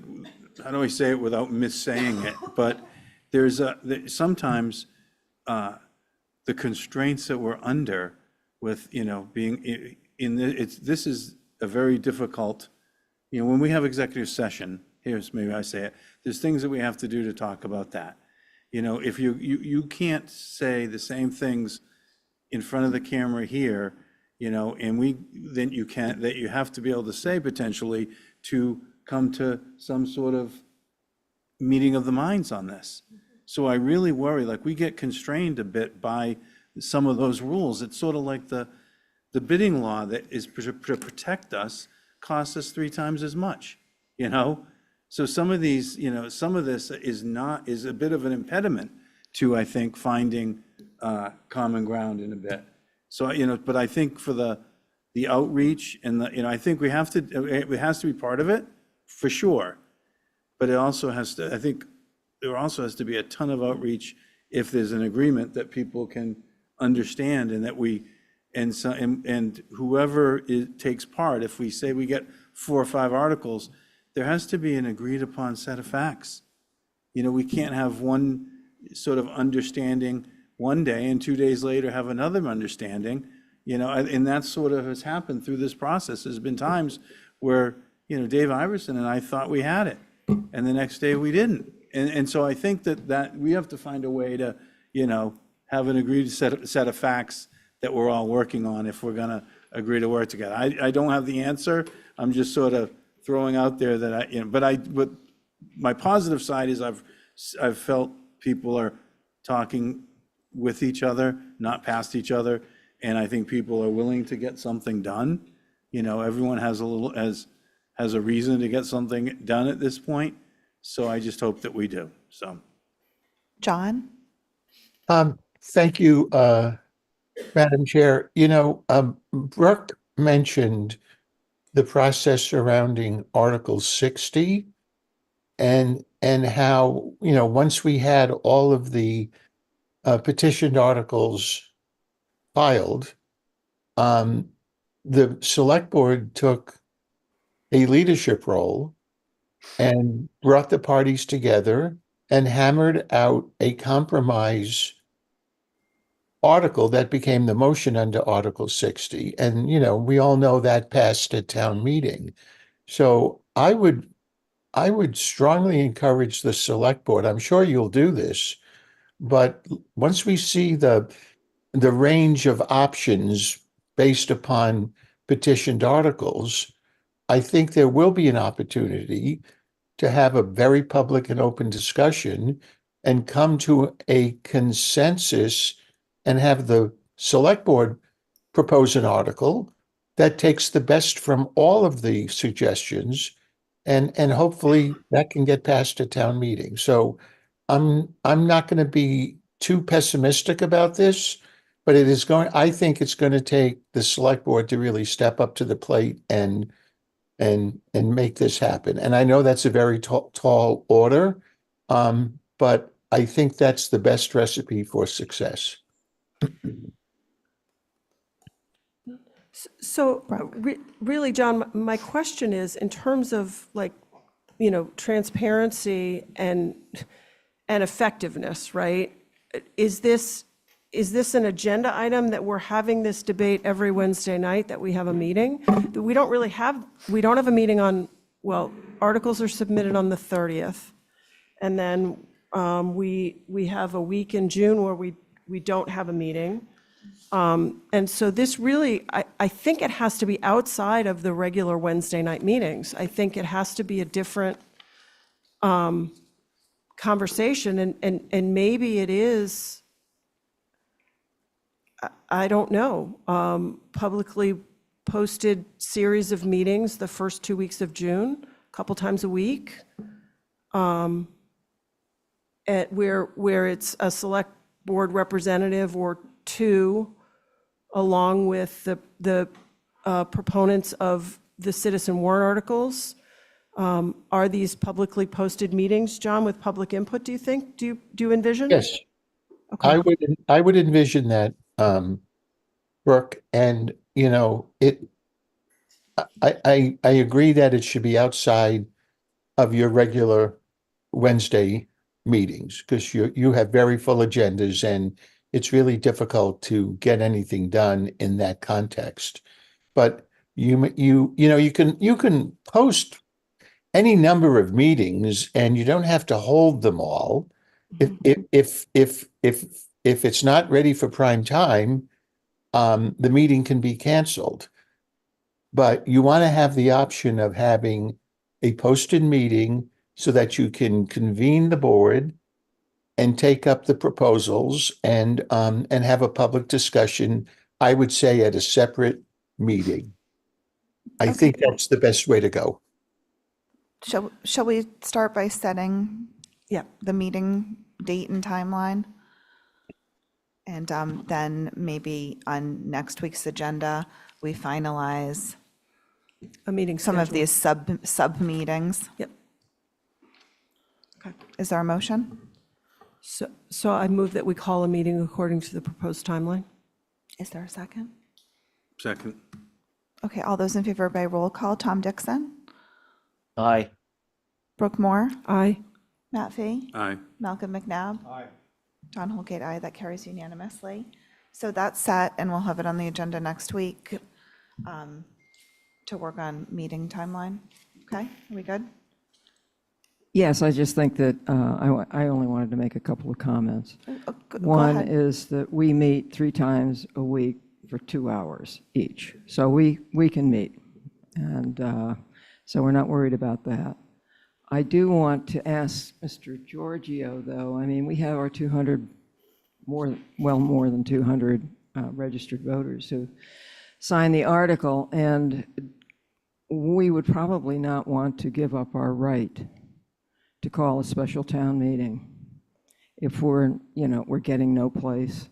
And I think that there are a lot of people, property owners and others, who might be reassured that we are going to try to do this. And I think we can try, and we'll probably know pretty quickly whether we can make any progress.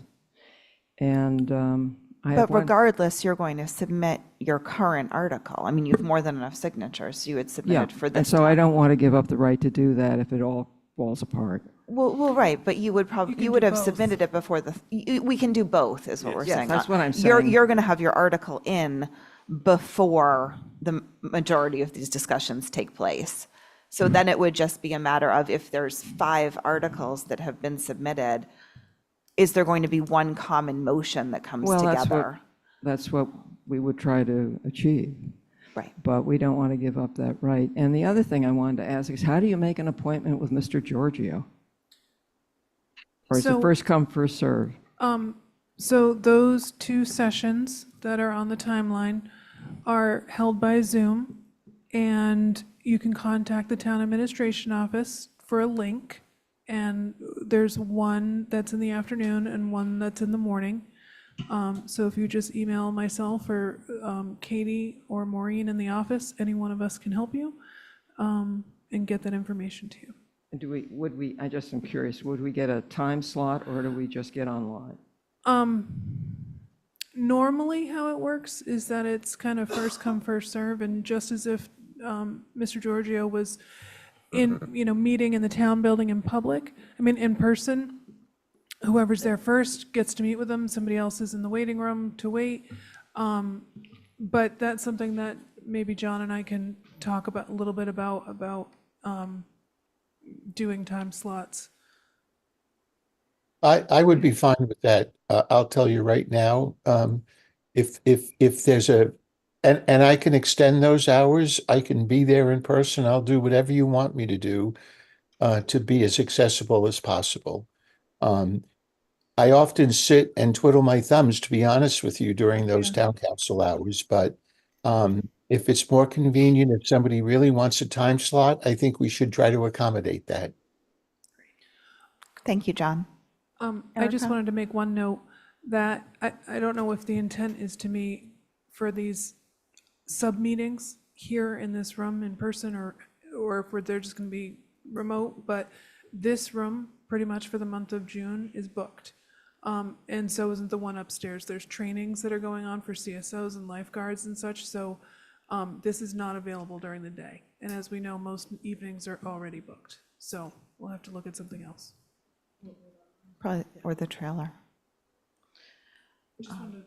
And Madam Chair, I just really want to emphasize, in order to make those sessions with me as efficient and productive as possible, if you do have something, even if it's only in draft form, send it to me as soon as you can, so I can have some time to look at it and think about it and provide constructive feedback at the meeting. Great, yes. So just to clarify, to get your proposal to Mr. Giorgio, it would go through Erica, Town Administration. Yes. Okay, so email It would be really nice if Mr. Giorgio could come down. I think we'd all learn a lot from that. Okay. Anything else on that agenda item for tonight? I'll work with Erica on a potential meeting schedule and Okay. space availability between now and next week, so we'll have something concrete. Great. Committee reports? I don't have a committee report. I just have a scheduling question, if I may, Madam Chair. I noticed that we're not meeting on the 19th, but we're meeting on the 26th. Correct. That's when we're doing committee. We can't do the committees earlier in the month? I know now that we've been talking about impossible schedules. Well, the schedule was set some time ago, and people are submitting applications and Yeah. And we're So, trying to follow laid our out. committee appointment process. Yeah, we came up with a pretty robust process for committee appointments to make sure that everything was very transparent. No, I will Are you be- going to be away? I will be in the mountains, and I will try to find a web Okay. the best I can. It has to get done before the 30th, right? Terms for those appointed committees expire June 30th. and new terms start July 1. So we, couldn't do it we, the we, third? we always do them the last meeting of June.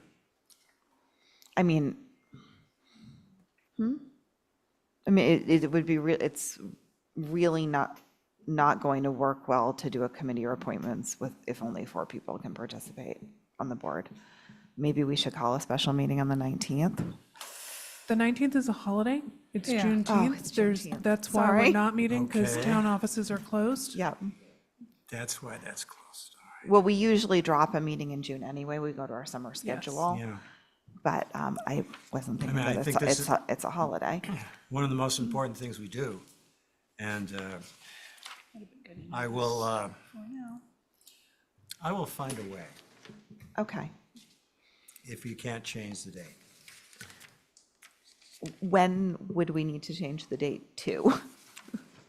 Any day but that week, That whole week, though. that whole week. You can't change I mean, I your, even you had- can't change your vacation to the week before when we have a holiday. I mean, I even have a ferry reservation, which was like a major accomplishment. So it would have to be that week. Or I could, We'll try and figure out if you have internet access. it would be a challenge, but Let's rediscuss that. Well, why don't we see if we can come up with another option? Do we have a licensing meeting? No, it wouldn't. You it have would the be at licensing beginning meeting of on the month. 10th, and that's Yeah. even the first 2 weeks of June are when the applicants They're getting present announced, themselves yeah. and speak. So we would have to do it the week of Juneteenth, but not on Juneteenth. And it wouldn't Essentially, be we able would to have to call a be- special meeting to And it do would have to be appointments. like during the day, because all the other committees are meeting on those other days. I will look at the meeting schedule if you could do it, I'd really appreciate it. and see if there's time available. Maybe we could do it on Thursday, the 20th. It would have to be during the day, though, or you'd have to do it remote. The applicants are coming in to introduce themselves on the 12th. Well, we could The do 5th it, and the 12th. we could do it remotely for, if it was literally just the committee Right. appointments. They would have Right. already introduced themselves, and we could do what we did when we were full remote, where we emailed them simultaneously our votes to Erica, so she could compile them. So that's doable. And it's probably important because we can't do a committee appointments with a short board. Yeah, you end up flipping a coin one year, I remember. So are we saying potentially the 20th remote I- at some point? Potentially. I need to check with NCTV about Zoom webinar, any other meetings that are happening. That's probably, the third Thursday of the month, which is the heaviest meeting schedule day of the month. Just letting you know. Friday? Friday, there's none. Yeah, Thursday's the Board of Health, but they couldn't go on without me. If I had to do it in the afternoon. It might not, but NCTV does Board of Health, so it might not, I don't know if Yeah, that they do it can be. The committee appointments will not take very long. Take 2 minutes. Because, well, it's more than 2 minutes, Wow, but it doesn't take very long. Could they be Friday morning?